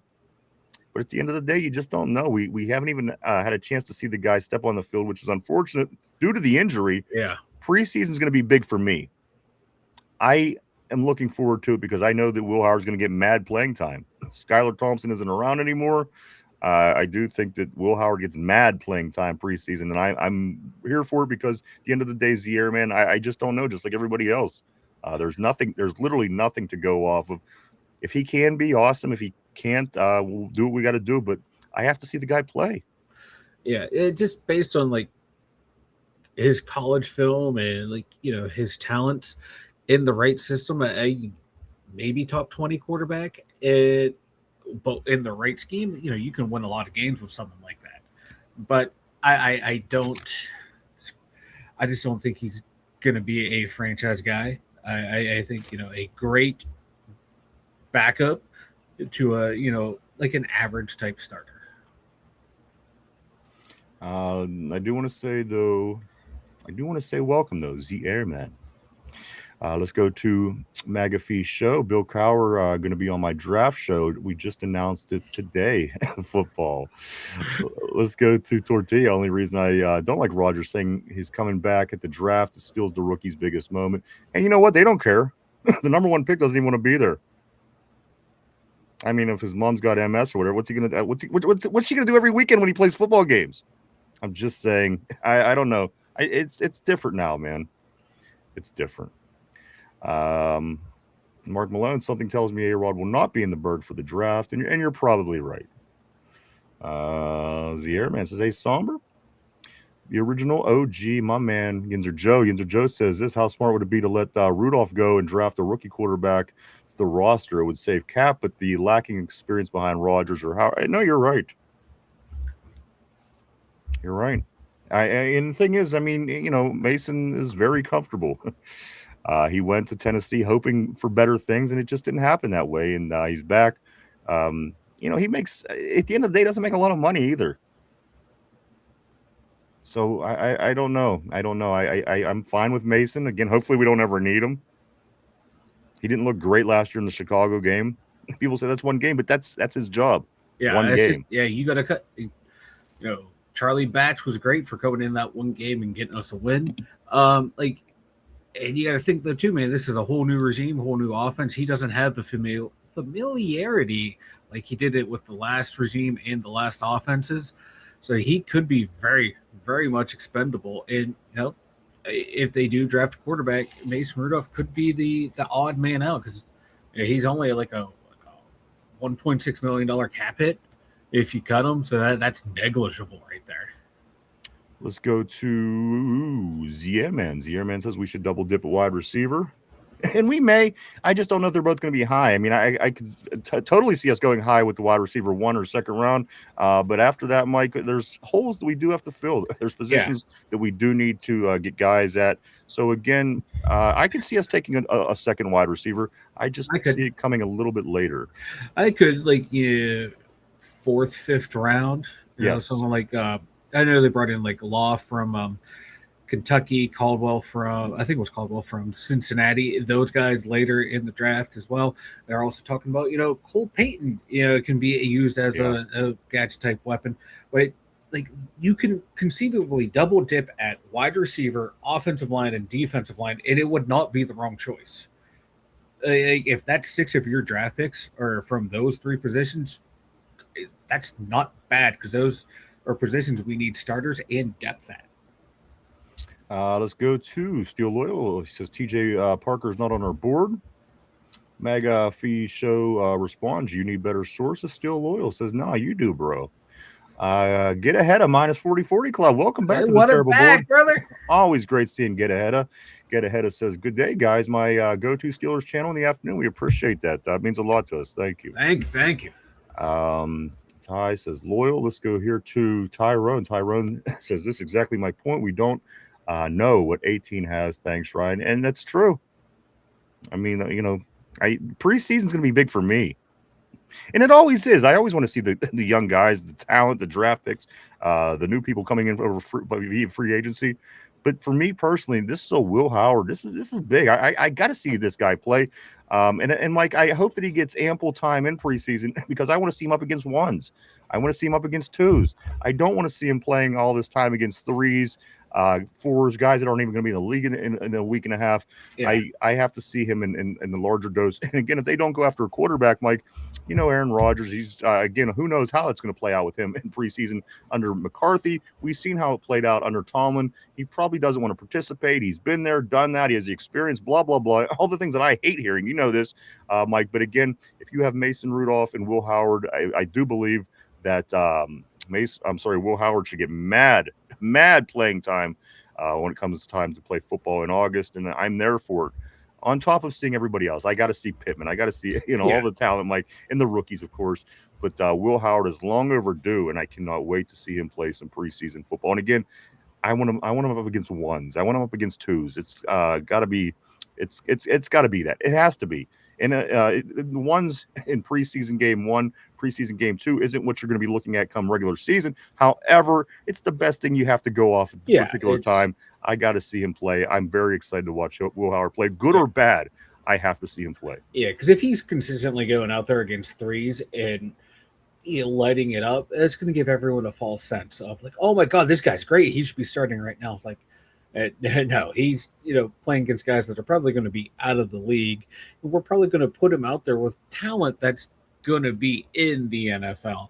So to get that fair assessment, like you said, I want to see him out there going against all those guys with mixed it. I want Will Howard mixed in with R1s, R2s, and R3s. See how he operates with the talent around him. Can he elevate those guys that are in the bottom to look better? And can he hang not only with the other team's 1s, but can he hang with our number 1s? Can he get on the same page with the DK in a Muth, in a Michael Pittman Jr.? Those are going to be things to see. And how is he going to command that offensive line? Not the starters who are used to getting that barking orders from veterans in the NFL. Absolutely. Let's get to Steel Loyal. It was if I was McCarthy, I'd have Howard out there all game, every game. And that's the thing. Let's just say that you're getting Aaron back, and he doesn't participate. I hate this, but at the end of the day, I'm having Will Howard play a lot of football. You know what Mason Rudolph has. You know what he brings to the table. I'm playing Will Howard some serious football come August. No questions asked. Absolutely, 100%. I couldn't agree with you more. Steel loyal. Dude says part of excitement is not knowing. Absolutely. Sure is. Ronald says, for Christine, I wonder if she would marry me. Ronald, Whoa. that's bold. Easy, big fella. Easy, big fella. That's bold. Steel Loyal says this is why females don't stick around. Exactly. Y'all be thirsty. It's usually Tater Tard, but let's go to Get Ahead. He says at Mark Malone, I was around when quarterback Mark Malone caught a 90-yard touchdown bomb from Bradshaw. Absolutely. One of my favorite Steeler moments as a youngster. It really was. Let's get to Don't Drink That. Corey says that still I would do that as well. Let Mason play every fourth quarter. Aaron doesn't play preseason anyway. Dude says how many true franchise quarterbacks have the Steelers had? At least Ben and Terry. And I listen, I think that Neil O'Donnell and Cordell Stewart, they wanted him to be the franchise. They drafted Neil O'Donnell. 5 years later, he was in the Super Bowl. Cordell, come on. So again, successful franchise quarterbacks too. But franchise quarterbacks, I think you could throw Neil O'Donnell and Cordell Stewart in there. I think Neil has the stronger argument. I think Cordell is on the outside looking in, but not like a deep chasm. But for like what you're saying, like being the guy to run the thing and trusting him and building around him. Yeah, Cordell was that guy, and definitely Neil was that guy. But yeah, but the big dogs are obviously Ben and Terry. Let's get to Ty says fact shake my head also. Ty is saying Steel Loyal. Come on, Tyrone. We had Mike Vick. Come on. Somber says, good Lord, brother, go rub one out. To Ronald, of course, Mark Malone under McCarthy, Magnum could thrive. I thought he was going to thrive under Arthur Smith. That was the story we were. That's what we were told. That's what the Krylon told us. Let's go to Mark Malone, where he follows it up by saying he never played under Smith until last year. Ty says loyal, shaking my head. That Chargers came was cold though. Bell 26. Steel Loyal, one of my favorite Steeler games. LOL. Yep. Christine says 9 games. I'm so nervous. Please, Lord, let it be draft day and not crash day. I agree. It's super exciting. Christine, just 9 days away from the NFL draft. It's very exciting. The anxiety starting, of course, dealing with the traffic, everything, especially if you're heading down there, it certainly can create angst. Corey says this, don't drink that. I hate when people come in here after never watching an episode trying to tell everyone in the chat what they know and don't know. LOL. Take a seat right there. Tyrone says, Christine, I'm so hyped. Tyrone saying. Steel Loyal says, don't drink that. Bingo. Christine, oh my God. I'm sure going back to Ronald. Ronald says this. He says, since it's obvious with our vet signings, we're obviously trying to win now. So what about not drafting a wide receiver in the early round? We signed Stephon Diggs to an incentive-laden contract. I know you don't like that, Mike. I brought that up about a week and a half ago about Diggs.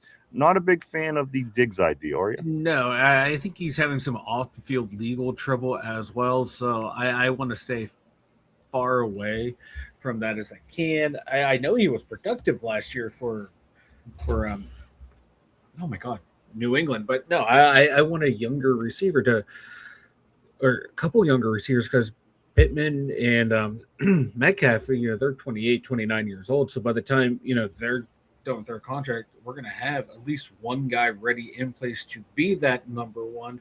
And we can go out, use free agency to fill the hole, draft to fill the hole again. So no, I don't want to go out and get a veteran like him. I get a receiver in the draft and get maybe a lower tier veteran, and you roll Roman Wilson in there, and you still have Ben Skoranek too. But I don't want anything to do with Stephon Diggs. Mark Maloney says if Rodgers doesn't come back, we'll likely see Magnum play the first 2 series before Howard sees the field. In one game, I'm sure. But again, I think as the preseason goes on, you got to get him in there again. Start a game out. Give him the game. See what he could do. Ty says, you missed that. Laugh my ass off. Corey, don't drink that. Here's what I want to see from a new quarterback. How did he manage the offense in college? Did he move the defense off of his guys with different looks? Did he know when to audible? How did he manage the time? All valid points, Corey, for sure. Christophus, my man, he says this: if Aaron Rodgers is not signed by the draft, we should move on. No more divas in the locker room. In theory, I love that idea because I hate the BS, but you know what? At the end of the day, he's probably our best option this year, probably our best chance to win football games. So I'm torn because I hate all the diva BS, but at the end of the day, I realize that he's our best opportunity this particular year, I think, at the quarterback position. I would think. Ty says this: no on Diggs. It's either Vega, Cooper Jr., Lemon, EM Dub, first round. And that's my next question, guys. But beyond Lemon, Mike, because a lot of people are saying that Lemon is probably the best wide receiver coming out of this draft. Who is legit number 2? Because you hear the different names. You're the Cooper Juniors. The whole way down the list. Vega, Mike, who is legit number 2 wide receiver? Lemon's going to be tough to get, obviously.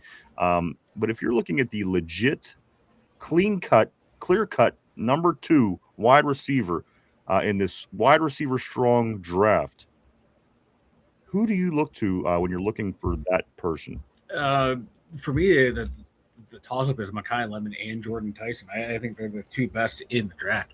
I think Jordan Tyson, if it wasn't for his injury concerns, would be the clear-cut number 1. He just does everything so well. Yeah, it's just watching some more tape on him and some more highlights on him. Just the way he sets up his routes, the way he gets off off the line. Sometimes it doesn't even look like he's trying, and it lulls that DB into a false sense of security. Next thing you know, he has the DB looking for his jock. I love the way he catches the ball. I love the way he's able to work without the ball. He's a tough player because without the terrible knee injuries and the ankles, the shoulders, and the hams, he would be the clear-cut number 1. I know a lot of people like Cardinal Tate. For me, I've become a big believer in Jordan Tyson. Big red flags though with all those injuries. So I'd put all that said. I like Mekhi Lemon and Jordan Tyson, Omar Cooper Jr. are my 3, and I'm falling in love in the second or third round. Ted Hurst out I think Georgia State. He's a smaller school, but let's watch some more stuff on him. He's great, but yeah, Jordan Tyson would be 1A, 1B. Mekhi Lemon 1A, 1B. All right, that's a good question because again, this is a wide receiver rich draft, Mike. Yeah. A lot of people just, like myself, I'm just trying to figure out who the top tier is, who right down from that is. Let me get back up. Yeah, I was gonna say real quick though, I would love us to have Tyson, but I don't want him to play on this shitty ass fucking field. With all the injuries that he has, the soft tissues in the knees, for me, the Steelers should not draft him at all, even if he's sitting there. I don't want to lose him for a year or 2 with bad injuries because of this shitty surface. Christine Go Black and Gold says, yes, Ty, LOL, I was trying to fix my lawnmower. Corey, don't drink that says those are the most important things to me. Any quarterback can throw the ball. I want to know if you can, if between the ears, you're right. That's where you become a great quarterback. What is something that Aaron Rodgers, Drew Brees, Peyton Manning, and Tom Brady all had in common? They weren't dummies between the ears. No, they saw the game at a completely different level. And, I couldn't agree with you more, Corey. I want to know the hand exactly. Because, at the end of the day, you're at that position because you can throw a football. You are at that point in your life. You're trying out for a pro team. You're trying to get into the pros. You can throw a football. It's what's between the ears is what separates the greats from everybody else. Ty says, no lady should be cutting grass, shaking my head. Steel Loyal says, tell that to my mom, Tyrone. Steel Loyal, his mom's cutting the grass all around the neighborhood. You got to see her. You got to see her out there. Like my mother, after her first day of cancer treatment, she was bitching because she couldn't go outside and cut the grass. Ty says, moms are goats. They sure are. They sure are. Ty says, this Ryan, Mike, how many yards DK Pittman going to have and Rico Warren rushing? Mike? Ooh. I'm hoping a lot. It would be awesome if they both end up over 1,000 yards receiving. I have a feeling I don't know if either of them will get there, but I think a lot of guys will flirt with 1,000. I think they'll flirt with 1,000. I think Muth will have around like 700. Darnell will have like 600. So you're thinking big year. I'm thinking that's what I want. That's what I'm expecting out of this offense. I'm being told by McCarthy's offenses Mike, are great. you got 30. You have 3,300 yards wrapped up in 4 guys, and that's not even the rookies. That's not even okay. I got faith in this team. All right, guys are going to be flirting with a lot of high numbers. I like it. It's preseason, maybe I'm allowed to go a little crazy. Absolutely. Let's go to Christine. Good Black and Gold. She says we will definitely see Howard in preseason playing as a backup, which is all he will ever be. Just saying, LOL. Jamal says Carnell Tate. Okay, so this is coming to my question about who's the clear-cut number 2. I think we're going to start seeing the answers here.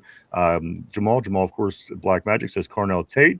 Tortilla says Tyson, Tate, Lemon, and Cooper. Tortilla Jackson, my man, he says, but Tyson is injury prone. He does say that in response to his initial message.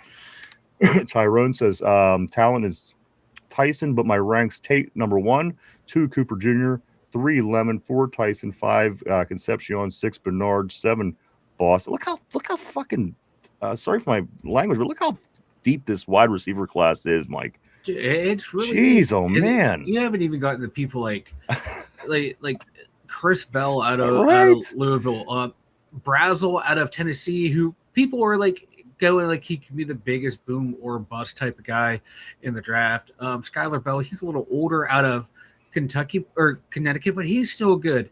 You haven't even hit, like Ted Hurst, which I just watching more stuff on him. He reminds you of George Pickens without the attitude. And my God, there's still even guys later on, Jacoby Lane out of USC. So there's a lot of good receivers. I think some of these guys are going to slot in as nice number 3s, but you might get them in the 3rd round. And if they're going to be your number 3 receiver in this offense, that's going to be, I'd take that all day, every day, because they can make plays for you in this offense. They'll be very productive players. And some of these guys that you might get in the 3rd round, like if you can get a Hurst in 2nd, 3rd, I think potentially he can be a true number 1 receiver. Same thing with like Cooper. I think he's more of an inside guy, but I think he has all the tools too.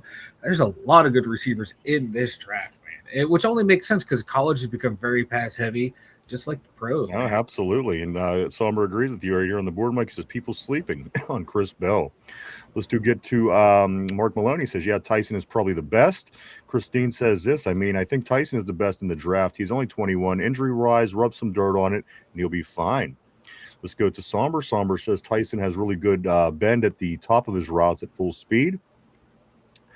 Let's go right here to Ronald. Ronald says, okay, no digs. Let's just stick with good, nice woman beaters like James Harrison. He was a little angel. Let's go to Mark Malone. Mark Malone says, supposedly the Junies are doing something different with the field this year. We've heard this in the past. I know we've only been hearing this for about 26 years, but remember when they were having trouble kicking field goals with Chris Brown back in 2001 or whatever it was? This has been an issue. We brought in like the best agricultural scientists from every college in America trying to figure it out. It's been the drizzling shit. I gave you the answer. That there's one answer to this, and there's one answer only. You could blame Pitt, you could blame high schools, but Western PA is terrible for the elements, guys. One of the worst spots in the country, and this is why our potholes are terrible here, because the weather is just so inconsistent. And at the end of the day, I think that certainly plays hell on our field, but they are going with the Bermuda bluegrass. That is what's going on, Mike, this year. So hopefully we'll see. We're testing out the waters, but once, as I said, in Pittsburgh, the weather's different. It's different here than it is everywhere else. It is. It's bad. It's terrible. Like, can we just put some of the orange cones on the field, perhaps? From PennDOT, we'll just take them and put them I think so. People were stealing them to take them to the Bucco games. Might as well put it on the goddamn field. And that's part of the home field advantage. We know where the potholes are. We know where the cones are. Somber says people sleeping on Chris Bell. Brissell Bryce, Lance, Skylar Bell, Ted Hurst, Lane, Branch, Antonio Williams, Tyrone is saying. Also, there's mad talent. It's unbelievable. Right here is where we are. Corey, don't drink that, says, I think McCarthy is going to try and make a splash. He's going to take a tackle first and trade back into the first for a quarterback or a wide receiver. Ty says those second, third round tortilla, a homegrown wife beater is different. Jesus Christ. Everybody could love a homegrown wife beater. Let's go to Mark Malone. UMF ever tried mowing limestone? A couple of things, Mike. that is such a Mark Malone comment. Like, it broke my brain. It literally broke my brain. A couple of things, Mike. Let's talk about this. This seems to be something that, just up and down the board throughout the day. I mean, we don't know, of course. We're not going to know until 9 days from now when the draft is going down. Mike, what other positions are at play? I mean, what realistically positions are at play at that number 21 pick? I mean, obviously, a lot of tackle, a lot of guard, a lot of wide receiver talk amongst everybody who talks Steeler draft, Mike. Realistically, of course, needing inside linebacker help. Safety is a big conversation. Of course, the quarterbacks have been coming and going in conversation. Realistically, when we're talking about 9 days from right now, Thursday night, the 21st pick in the NFL draft, the Pittsburgh Steelers select. Realistically, Mike, what positions or realistically should be expected out of that first round pick? Because again, there's a handful out there. Yeah. And it can only be one. Realistically, what's at play at 21 for the Steelers? That's a tough one to answer, because could be, for me, the most realistic picks for us, just based on like models that you're seeing, mocks that you're seeing, and just trying to figure out team needs. Wide receiver, tackle, because I don't think Vega's going to be there, and then maybe safety if they want to go that route, or corner. Those are like the top four most realistic options, with your two offensive positions being 1 and 2. I can see us taking a corner if one's there that they really, really love, if your receivers are gone and your tackles are gone. But I think those are the most realistic. Let me just say offensive lineman and wide receiver, because some of those tackles are going to project to guard in the NFL based on like their playing style. So Mike, you expect nothing other than either offensive line, and then that's the way I formed the question that way. Because in my opinion, that's the common sense answer. Yeah. You're either going with your wide receiver, or you're going to go something on that left side of the line. So what you're saying is it's pretty safe to assume. Yeah. Safe to assume it's going to be those two, but I would not be surprised if a corner or a safety's there and they want to bolster the secondary, because I think you can go that route too, just based on who gets picked before you, because you never know what the hell's going to happen. Like, is bolstering the secondary as important as shoring up this line? That's the only question I have. But the thing is, like, if their internal boards are saying like, hey, this corner is rated so much higher than these available linemen, we would be stupid to take one of these linemen because we can get someone of a more or less equivalent value in the second or third round, then you would go and get your corner or safety. But those are the four positions for me that make sense. If Kenyon Sadiq's there and some of the receivers are gone, I can see them going tight end. Right. But he would be a wide receiver in the NFL. So there's a lot of options to go. So wide receiver, offensive line are the two most obvious, with corner and safety as your 2 or 3 and 4 picks. All right, no, that was definitely what I was looking for. Mike, Steelers sent assistant offensive line coach for multiple prospects at Texas A&M's March Pro Day. Mike, this Texas A&M team, assistant offensive line coach, multiple prospects, Texas A&M. Anybody from Texas A&M stick out to you? I got to pull up my positions because I can never remember guys' colleges, so excuse me. The guard, Chase Benatis, he's someone I've seen Steelers mock to second and third round. Some guy later, Don Armajon Reed Adams, as another guard. But big one that I knew of was Bizantis. I'm sure Somber will correct me on the pronunciation. He's the one that I knew of. Tackles, I'm not sure they had any, but for mainly the guard is the only one that I knew of. Wait, I'm sorry. Yeah, the tackle that RB was talking about in his article the other day. Demetrius Crownover is also a tackle from Texas A&M.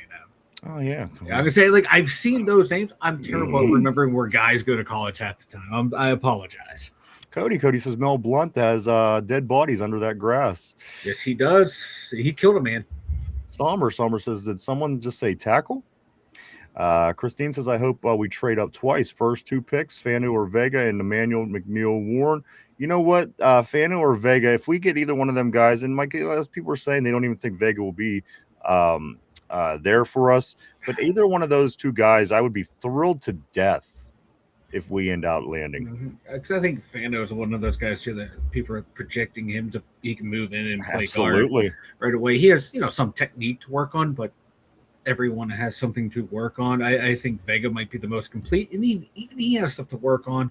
My biggest fear is Baltimore grabbing Vega. I know, because like we have the same fucking needs. I know, it's insane. That's why, like, if Dallas is on the clock, I'm calling them, and I'm like, what's it going to take to swap picks? Yeah, from 21 to 12.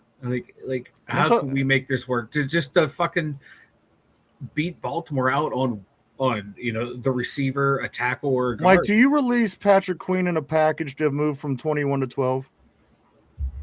I don't want to. I know, but like I said, if they have an eye on someone in the draft that we're not thinking about, go ahead and do it. Because the way I'm looking at it, you're getting 2 D tackles in the 3rd round. They might say, hey, we get 1 D tackle or none, and we go linebacker to fix our situation there. So then it wouldn't make sense to trade Patrick Queen. But in my eyes, I don't want to. But if we have to, let's do it. Let's go to Christine, where she says safety is what she's looking at. Mark Malone, if you've been in the Ozarks, you know what I'm saying. LOL. Ty says Christine loves her safety. She does love her safety position. I'm going to go right here to Steel Loyal. He says safety, guard, receiver. A lot of safeties, Mike, being brought up under this question. Christine says Steinman. Cody says fix the grass, get some extra toilets, install doors on said toilet cubicles. Somber says left guard, wide receiver 3. Slot left corner, a slot cornerback, free safety in that order. Somber is saying also Tyrone says get Omar Cooper Jr. 21 traded up to 33 for EM Dub and 58 for Rutledge. Christine says, well, we saw what happened last season when Elliott got hurt, and I think Thieneman is one of the best overall football players in the draft. But we also have Savage as well, Mike. He hasn't officially signed, I don't think so. Yeah. But we kind of have some depth at the safety position this year from some of the offseason moves. But definitely they're all on the far end of where you want as far as the age of players. Yeah. Like Deshaun, not exactly young. Of course, Ramsey's not exactly young. Yeah. The whole way down the list, Brisker, of course, bringing him in. So again, I could see that. And if I have a feeling like Thieneman will be gone, McNeil Warren, he might be there if they want to go that route. But also like the 2nd, 3rd rounds, AJ Hockley, Kamari Ramsey, Genesis Smith, Zeke Wheatley, and Bud Clark are all really good options to take a look at. Absolutely. Tyrone says, or DT. Somber says, as far as starting needs, we can play without a defensive tackle draftee. Ronald says this, talk about a deep wide receiver draft. Wide receiver Eric McAllister of TCU, a 1,200-yard wide receiver who's 6'4", 200 pounds, who is faster than Tater Lemon. He will likely go undrafted. To keep an eye on him after the draft, Mike. Going because you got to remember the day after the draft, people are already running out signing and finding undrafted free agents. So it gets really exciting. This, Mike, the next 9 to 15 days, give or take, because as I said, immediately after the draft's over, people are signing like now. So as soon as that that Mr. Irrelevant is announced, people are phone calls are being made. Even like in that 7th round, agents are calling teams are calling agents. Hey, if you don't get signed, what are you thinking about? You're right. Let's go right here to Ty. He says he's up there for sure. I wouldn't hate it, Christine. Somber says you're close enough, Mike. LOL. Demetrius. Thank you. I was trying to pronounce every single letter the way it should be. I apologize. Cody I'm the says worst at it, man. Mike would kill to get more Penn State guys. You know what? Fine. Here's my ideal draft. Round 1, we are going Vega. Round 2, we're getting Zeke. Round 3, we're getting both running backs, and we're getting Drew Shelton, the tackle. And round 4, we're getting Zane Durant, baby. Where's Drew Aller? Drew Aller's got to be in there too. Drew Aller will get him in the 5th round, baby. Okay. Let's get to Tortilla. McAllister is not going undrafted. Ty says there's some close to that.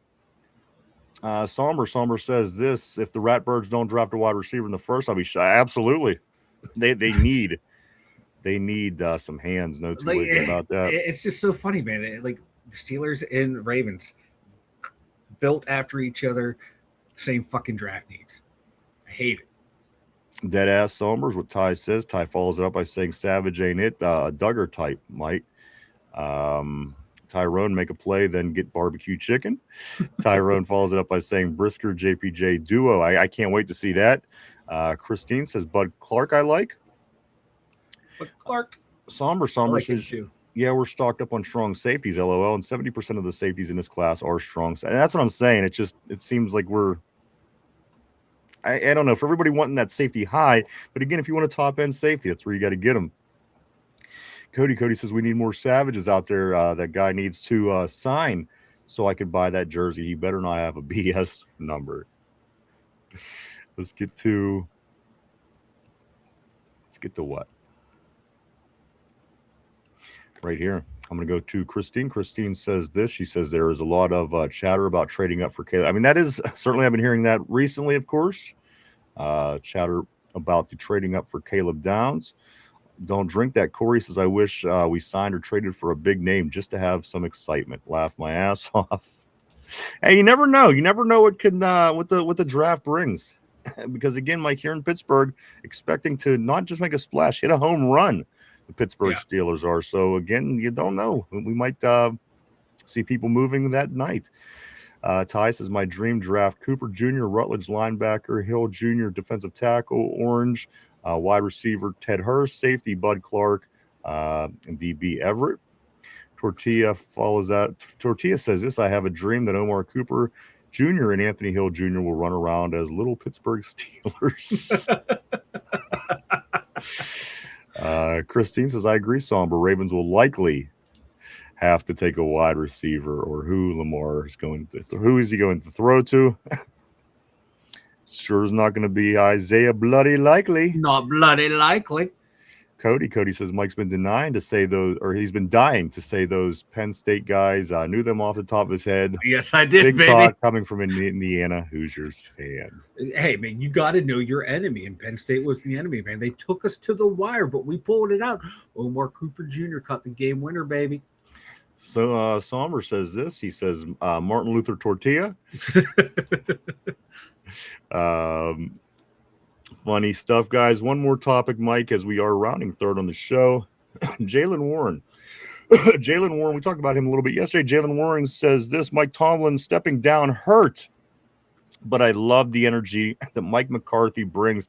Mike, this is one thing that I'm seeing that's consistent amongst the Steelers that I hear from. Everybody is really buying into the excitement, the new coaching staff. For that reason, I'm excited. If the guys are excited, I'm excited. At the end of the day, say what you want. If you feel good, you're happy, you're trying to learn, you're trying to improve, that makes me feel good. And a lot of people, right out the cut said, you know what, Steelers, Mike Tomlin walks away, yeah, you're going to be in last place this year.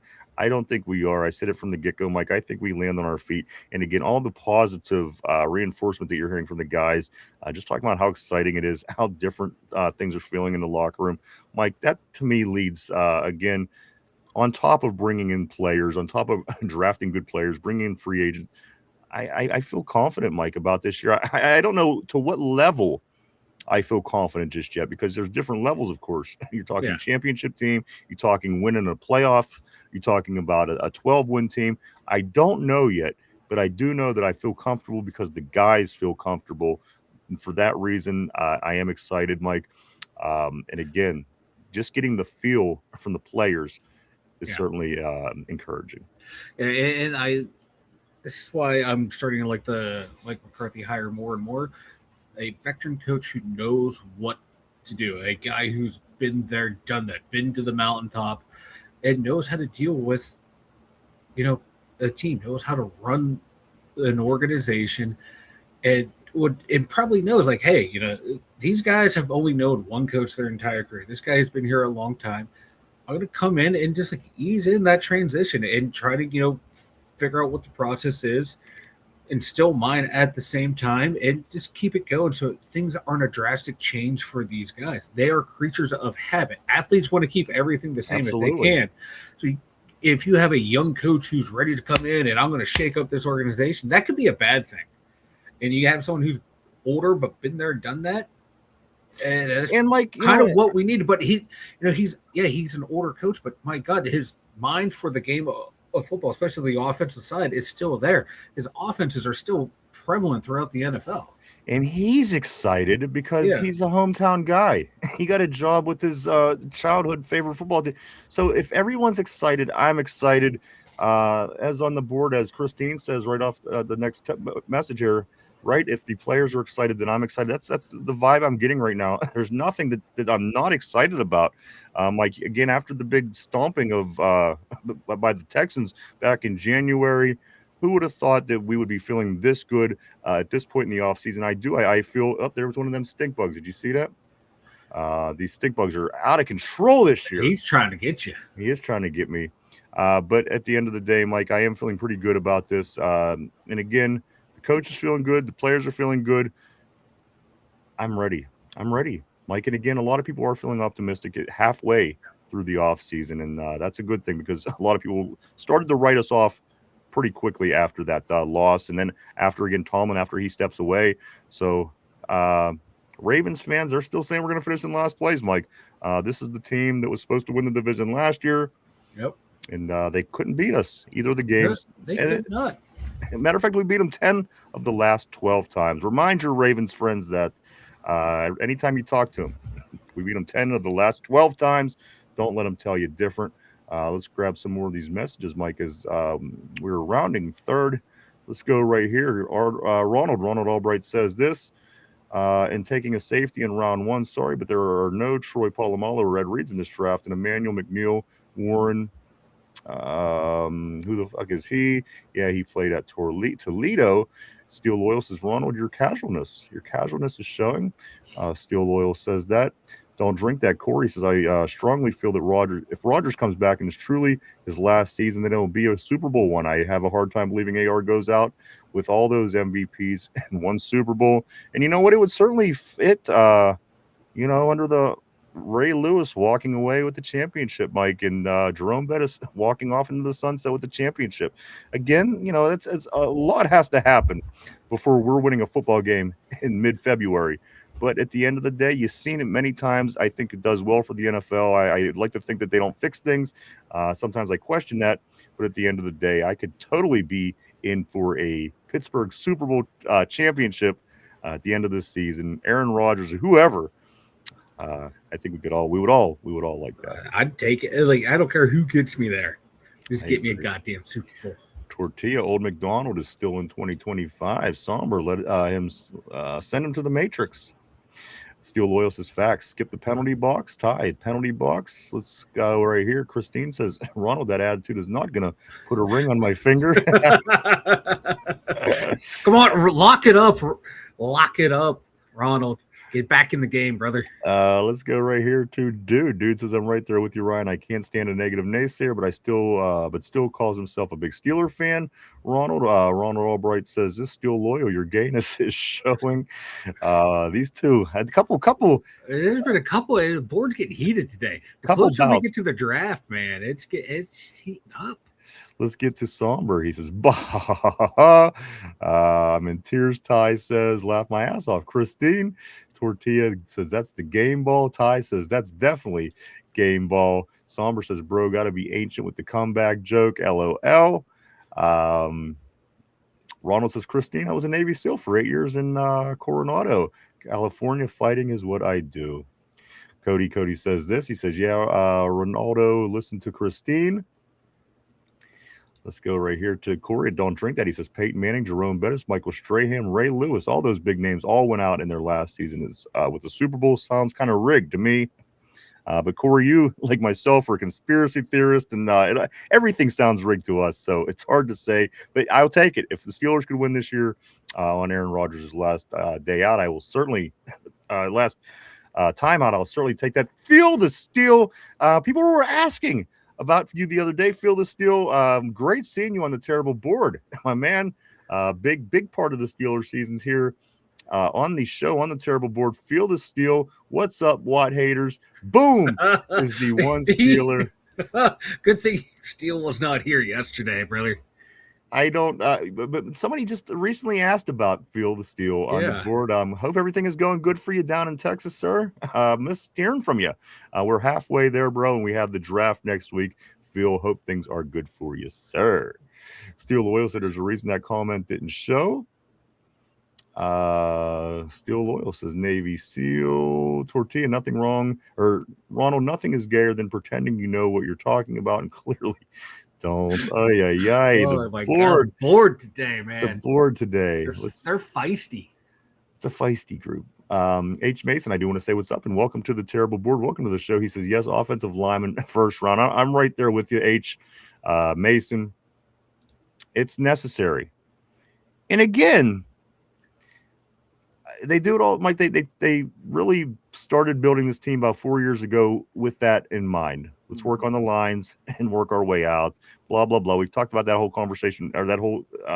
We've had this conversation many times over the years. I don't know why you would go away from it this year, Mike. This is why I think that they get that guard or tackle in the first round. That's just me.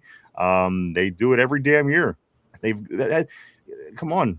They go number one with linemen almost every year. Mike Broderick Jones, Fatanu. Then on the defensive side, Harmon. Frazier wasn't a one, but still early. For me, it really feels like an offensive line first round pick year. It's just kind of what the Steelers have been doing to build this team. But again, now you have Mike McCarthy and company, Mike, working with the draft as well. So you might see differences. My opinion, I think they get a lineman. I think you need a lineman. You have to work on the left side of that line, especially if you want Rodgers, 43 years old, to have his backside protected if he does come back, or a young quarterback trying to learn their way. Offensive line is key. Is very key. I agree, man. Like you win and lose in the trenches. What better way to keep your old quarterback upright?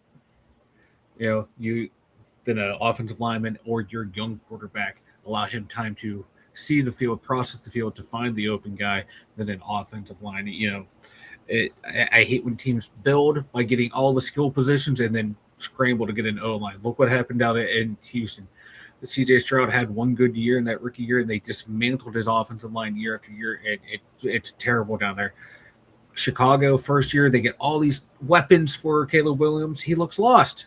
Next year, they build him an offensive line, and he looks like the guy that should have been drafted first overall. So offensive line is so fucking key. It's not a sexy pick, but it's always the smart pick. And offensive linemen have the highest – I think the highest or second highest hit rate in the first round. Steel Loyal says Stolen Valor. Somber says a beach seal. Tyrone says, damn, where you been, my guy? Talking to Phil the Steel, of course. Great seeing Phil on the terrible board today. Phil always brings a lot of energy. Let's go right here to Ty. He says it's been hot in the chat today. You ain't kidding, man. It is I don't know if it's the weather being warmer or it's just everybody has got football cabin fever. We're ready. We're ready for some football, knowing that the draft is so close right here in Pittsburgh. Everybody's a little hot today, as Ty said. Phil the Steel says, I'm going to say this, fellas, no more bull. From 90 in the defense, they better show up or else. Wow. I couldn't agree more. Wow. I couldn't agree more, Phil. This is a new steal. Has his account been hacked? I'm worried. I'm worried for you, brother. Can you read his messages on the board and realistically ask if his count has been hacked? Mike, I'm just gonna say, Hey. there might If you're be gonna hack some, you better know how they interact on there social might media. be a tell. Hey, Ronald says this, Tortilla, your opinion is your opinion. I always respect that.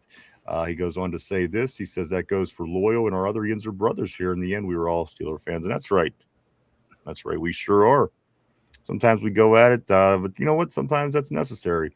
At the end of the day, Mark Maloney says we got lucky with Broadbusterous. Let's go right here to Phil is still been great, fellas. You know what? I'm glad to hear that for you, Phil, and I can't wait till football season comes around. Steel Loyal, he's going to fight TJ. Phil still says no. Ty says I can't see his message. What's going on? Why do I keep seeing that? Why do people keep saying they can't see messages? if someone's on the vertical. Oh, I gotcha. Yeah, Steel's on the vertical. Mike is like, let me see everybody struggle with this for 2 hours, and then I'll tell everybody what's going on. So apparently, I just saw it come up. What? I just saw that we were having people were on the vertical. I put the link back in so Steel can get on the big board. And there you go. Yeah, see, look. He says, I just did it. Like he literally just did it as you had that click. Literally just did it. I could see at the time he literally just went up. I don't know. I apologize. You know what? So if Phil is Steel, is he over on the vertical then? Is that what you're saying? Yeah, he's over on the vertical. Steel. I put in a link to put you into the to the regular chat room. So come on over, brother. Steel Loyal saying me either. He says I can't see it either. Phil is still opening week. I went fudging shutout. 35-0 victory. We'll certainly take that. As Mike said, there is that link. Ronald Albright says, no Stephon Diggs. What about Juwan Jennings? For cheap, yeah. For cheap, right. You're right. I wouldn't very cheap because he's still out there. I wouldn't overpay for Juwan Jennings, but for cheap, I would certainly take him. Tyrone says, oh, that's right. Phil is still, yeah, I see it, but can't right now. Okay, cool, brother. Gotcha. Somber says, if you simp in the chat, it's fair game. And then Ty says, okay, bet, tell him I said, hey, Steel, we miss you. Here, 90. Mike, why don't you go and tell everybody about the website? Head on over to the Yinzers.com. There's a lot of fun stuff over there. We got all of our draft stuff happening over there. We got our social media links to follow Ryan and I. We got the merch store over there. You know, in Bucko season going on, you got Hoist the Cone. Hoist the Cone, and everyone loves Coach. Everyone loves Dick Lobo. That's just some fun little merch over there. Don't have to buy, guys. It's just some fun stuff. But check out the Dumyinzers.com. RB has a really good article up about his latest mock draft, the reason why he picked players and how he sees some of these guys switching positions. I highly recommend it. Good article. Check it out at the2dumyinzers.com. Go check it out, everybody. A lot of cool stuff over there, as Mike says. www.the2dumyinzers.com. That is www.the2dumyinzers.com. Guys, it's no different than any other day. Today is time to get in. It's time to get into the trivia. The trivia question of the day. This is also a draft question, Mike. And as I've been trying to continue to dig up draft questions, because it's been about a month. You figure once draft season started, and I got another one. So put on your thinking cap. Everybody at home, put on your thinking caps as well. Everybody on the board. Here we go. Question of the day. Draft question. Here we go. What year did the NFL expand the draft to its current Thursday to Saturday format? I remember it used to be in the week way back in the day, and then they changed it to the weekend. And just recently, somewhat recently, they changed it from Thursday to Saturday. So with that being said, let me ask you the question one more time. What year did the NFL expand the draft to its current Thursday to Saturday format? Take a minute to think that over. We're live 5 days a week right here, Monday through Friday, 11:30 a.m. to 2:30 p.m. every day right here on the tube. On the tube. Question of the day, one more time, guys, is this. What year did the NFL expand the draft to its current Thursday to Saturday format. I'm seeing some different answers on the board, guys. Let's take a look at what they are saying. Damn good question, Ty. Says this. Steel Loyal says 2003. Tyrone is saying my birth year 2001. RB 2014. Tortilla says 2020. Cody says Tim Rollins. Ronald Albright saying 2010. A lot of different answers on the board. Mike, what is your thought process for this question? Again, let me read it one more time for you.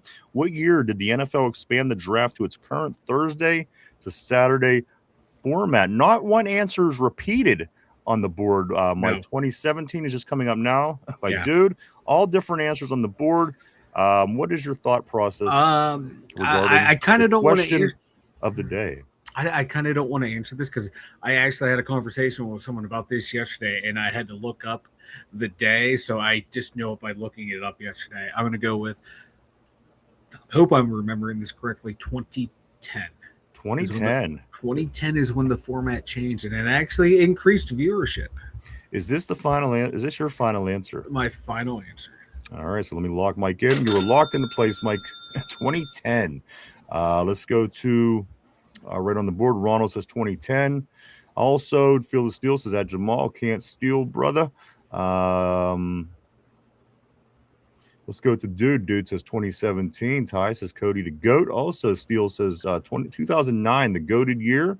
Ty says facts, guys. So a lot of different opinions today. If you have a guess, if you think you know it, Christine is saying maybe 2019. Or I'm sorry, 2009. I apologize, Christine. Somber says 69 420. Again, the question of the day, guys, is this: what year did the NFL expand the draft to its current Thursday to Saturday form? Steel Loyal says I was waiting for that Somber. Take another minute or two. Throw up your guesses if you think you got it. If you know it, throw it up as well. Mike says 2010 was the year that the draft changed to Thursday to Saturday. I remember being younger, going through the weekend, all the way through the weekend. So this is relatively new.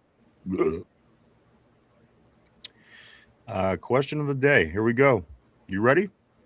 Ready. All right, dude. Thank you, bro. We'll see you tomorrow, man. Question of the day. Here we go. Question and answer. What year did the NFL expand the draft to its current Thursday to Saturday format? Mike says 2010. Tortilla says changing my answer to 2027. The answer, in fact, is somebody did get it right. The answer is 2010. 2010 is correct, guys. 2010 was the year that they changed the draft to Thursday to Saturday, which is what it is right now, which is what it's going to be next week as the draft comes to Pittsburgh, Pennsylvania. Mike, it's looking good at the stadium. They got the stage. It's certainly still a work in progress, but they have 9 days to get everything to where it needs to get. Looking good. The draft coming to town, guys. Couldn't be a bigger event in the city of Pittsburgh, Pennsylvania. Yeah, I'm excited the draft's going to be here, but I missed the 2-day format. I liked it so much better, but I understand why they did it. It's increased viewership tremendously, and the weather spreading it out to different cities is awesome. But the Saturday Sunday was perfect, baby. 3 rounds one day, 4 rounds the next. It was so much fun. Seemed to work. Let's grab a couple more messages on the board here. Steel Loyal, damn, I was close. LOL. Tyrone says Ronald, Mike. Okay, then. Ronald says winner, winner, chicken dinner. And Ty says great show, you bastards. We appreciate that, my friend, as always. Do want to say a few things before we do get ready to wrap things up for today. A lot of sports brings a lot of drinking. And if you're getting ready to enjoy some sports, especially heading into the draft next week, guys, stop and get yourself some Duquesne Pilsner. Duquesne Pilsner, Mike, now available at Giant Eagle in 6 and 12 packs, and also wherever cases are sold. The people at Duquesne Pilsner go out of their way to make sure they include us in a lot of their promotions, and we couldn't be more thankful for the people over at Duquesne Pilsner. Mike, we always have Duquesne Pilsner here at the studio on tap for any kind of special occasion, any sports, any games, anything like this. Mike, Duquesne Pilsner made right here in Pittsburgh. says on the can, grab a Duke. Grab a Duke. Also, do go check out their and I get it. Everybody does drink. If you drink, stop by, grab some. If you don't, swing by their social media. Show them some love. Hit the follow. Hit some likes. And I'm sure will help and appreciate. They'll appreciate it greatly. Speaking of social media, you can check us out all over the internet as well, guys. If you want to keep up with what's going on with the two Dum Yinzers on a day-to-day basis, swing by Facebook. Check us out. You can go to Facebook, X, formerly known as Twitter, Instagram, Threads, even TikTok.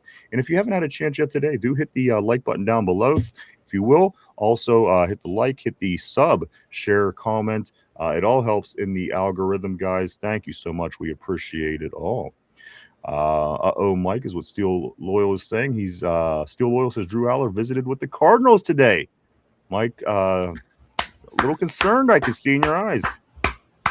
This is pure happiness. This is happiness. Mark Malone says 2 days way better. Back in the day with the draft. Ty says JPJ to GOAT for sure, but not as goated as Ty. And Ronald Albright says, I love Taylor Green. Having McCarthy work with him and his physical abilities is just a dream. Mike, today's show, thoughts? Really excited that, we brought in Vega for a visit. I think that's key. Like we were talking about, like O-line, wide receiver got to be priorities 1 and 2 going into this draft, especially in the first round. My God, if you lay both in the first and second round, there's ways to make it work to get your O-line and receivers set in rounds 1 and 2. There's a path there. And if they play their cards right, it can happen. It's going to be awesome. It's going to set that offense up for a shit ton of success. Rumors about Patrick Queen. I hate trading for a hole, but if they have a plan in place how to plug that hole, and it doesn't deter, the other plans of fixing the O-line and the receiver core, go ahead and do it. Because if he's not going to be here next year, get someone who will be here this year, next year, blah, blah, blah. I'm all for it. I'm getting on that train. I was initially against it, but I'm slowly leaning towards it. You know what? There's a lot that we talked about today. Cody says, plug them holes, baby. You know what? And that's the story, of course. Nothing trumps the NFL draft, guys. Coming 9 days from right now. We're down to the single digits, if you can believe that. This time next week will just be 2 days. Just 2 days from the NFL draft, guys. Crazy, but it's coming, Mike. Expected up to 750,000 people down at the Point and the North Shore next weekend. So it's going to be jam-packed. If you are coming to town, do prepare accordingly. If you're already in town, same thing. But, of course, all those things, all kind of things going out constantly on the news, Mike. Security, FBI, safety, just everything. They're working on all that, businesses, so much stuff. So it's going to be a busy time, but nonetheless, it's going to be a great time if you do make your way down to the Berg. If you're again coming in from out of town, if you're in town, anything, guys, do plan accordingly. It's going to be very, very busy. The biggest event ever in the city of Pittsburgh. So keep that in mind. Cody says, get some Flex Seal for plugging them holes. Somber says steel wool and Flex Seal. I do want to say this, guys. I also want to say Phil the Steel. He says, cheers, fellas. See you next time. Black and cool, baby. Great seeing you, Phil. I hope you're I hope things are going well for you down in Texas, sir. And I can't wait to see you soon. Thank you. I do want to say this. Thank you to everybody for coming and hanging out and checking us out today. We appreciate each and every one of you. We truly, honestly do. We wouldn't do it without you guys. Thank you so much. I want to say thank you to everybody on the board. You guys always, without a doubt, never missing a beat. Thank you guys on the board, gals as well.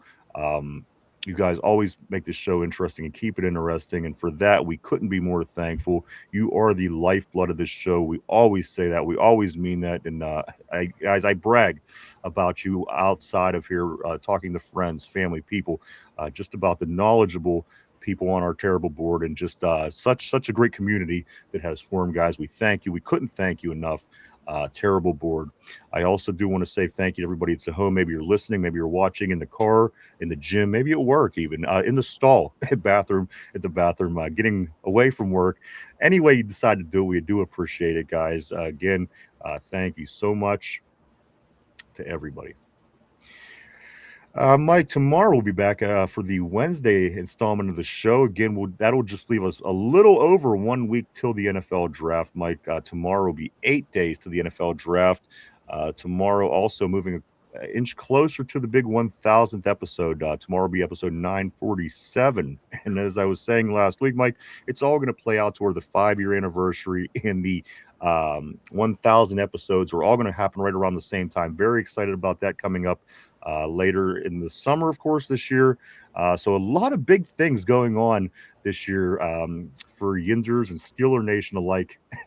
We look forward to celebrating and getting into all this stuff with everybody, guys. It's going to be a ride. Again, we're very, very thankful for everybody involved, and will continue to be as well. What else? Am I forgetting anything, Mike? I don't think we are. Let me go right here to Somber. Peace, gents. He says, Christine, great show, y'all. Thank you, Christine. We appreciate that. Love seeing you here on the Terrible Board. Ty, great show, guys. My man, we appreciate that. Always love seeing the Ty. Tortilla says, Paul Blart Cavoli. Paul Blart. I'm sorry, Cavoli. Pittsburgh Pirates back at it today, 6:40, game 2 of this series against the Nationals. Mitch Keller on the hill, Mike, as the Pirates have the second best record in all of the major league, first place in the division. Hot right now. Mitch Keller tonight against Washington, game 2 of 4 today at 6:40. The Penguins also, they wrap up their regular season tonight at 9 o'clock in St. Louis, Missouri, the last game of the season for the Penguins before they start their playoff series this weekend against the Philadelphia Flyers. A lot of big things coming up for our Pittsburgh team, but nothing, again, bigger than the draft. Just 9 days away, guys, and we'll be back tomorrow to get into all that stuff and so much more. Very exciting time. Again, Mike, it feels like 1992 all over to me. Oh, your mic went out. I'm sorry. Yes, it does. The excitement is in the air. Absolutely. So I think that's it, everybody. I do want to say thank you so much again, everybody, for coming and hanging out. We'll be back tomorrow at our regular time. Thank everybody so much for participating and being involved. I know you guys are just as excited as we are, maybe more, who knows. But we'll be back tomorrow to get into everything. Don't forget, check out the Buccos, check out the Pens tonight, Mike. It all comes down, the big bet comes down to all these teams. They all advance out of the first round. Mike is getting a new head of hair.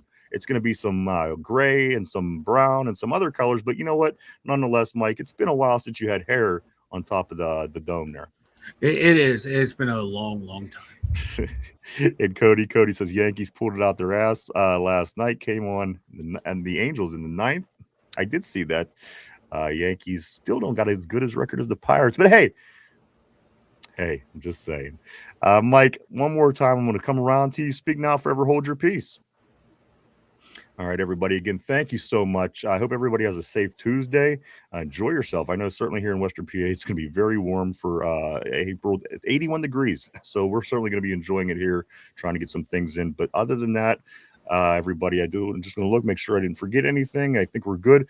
Thank you so much. Everybody have a great, safe Tuesday. We hope to see everybody tomorrow at our regular time. We do it all over again for RB, for Chop, for Derpy, for Finch, for Mike, myself, the two Dum Yinzers. Everybody have a great day, and we'll see you tomorrow.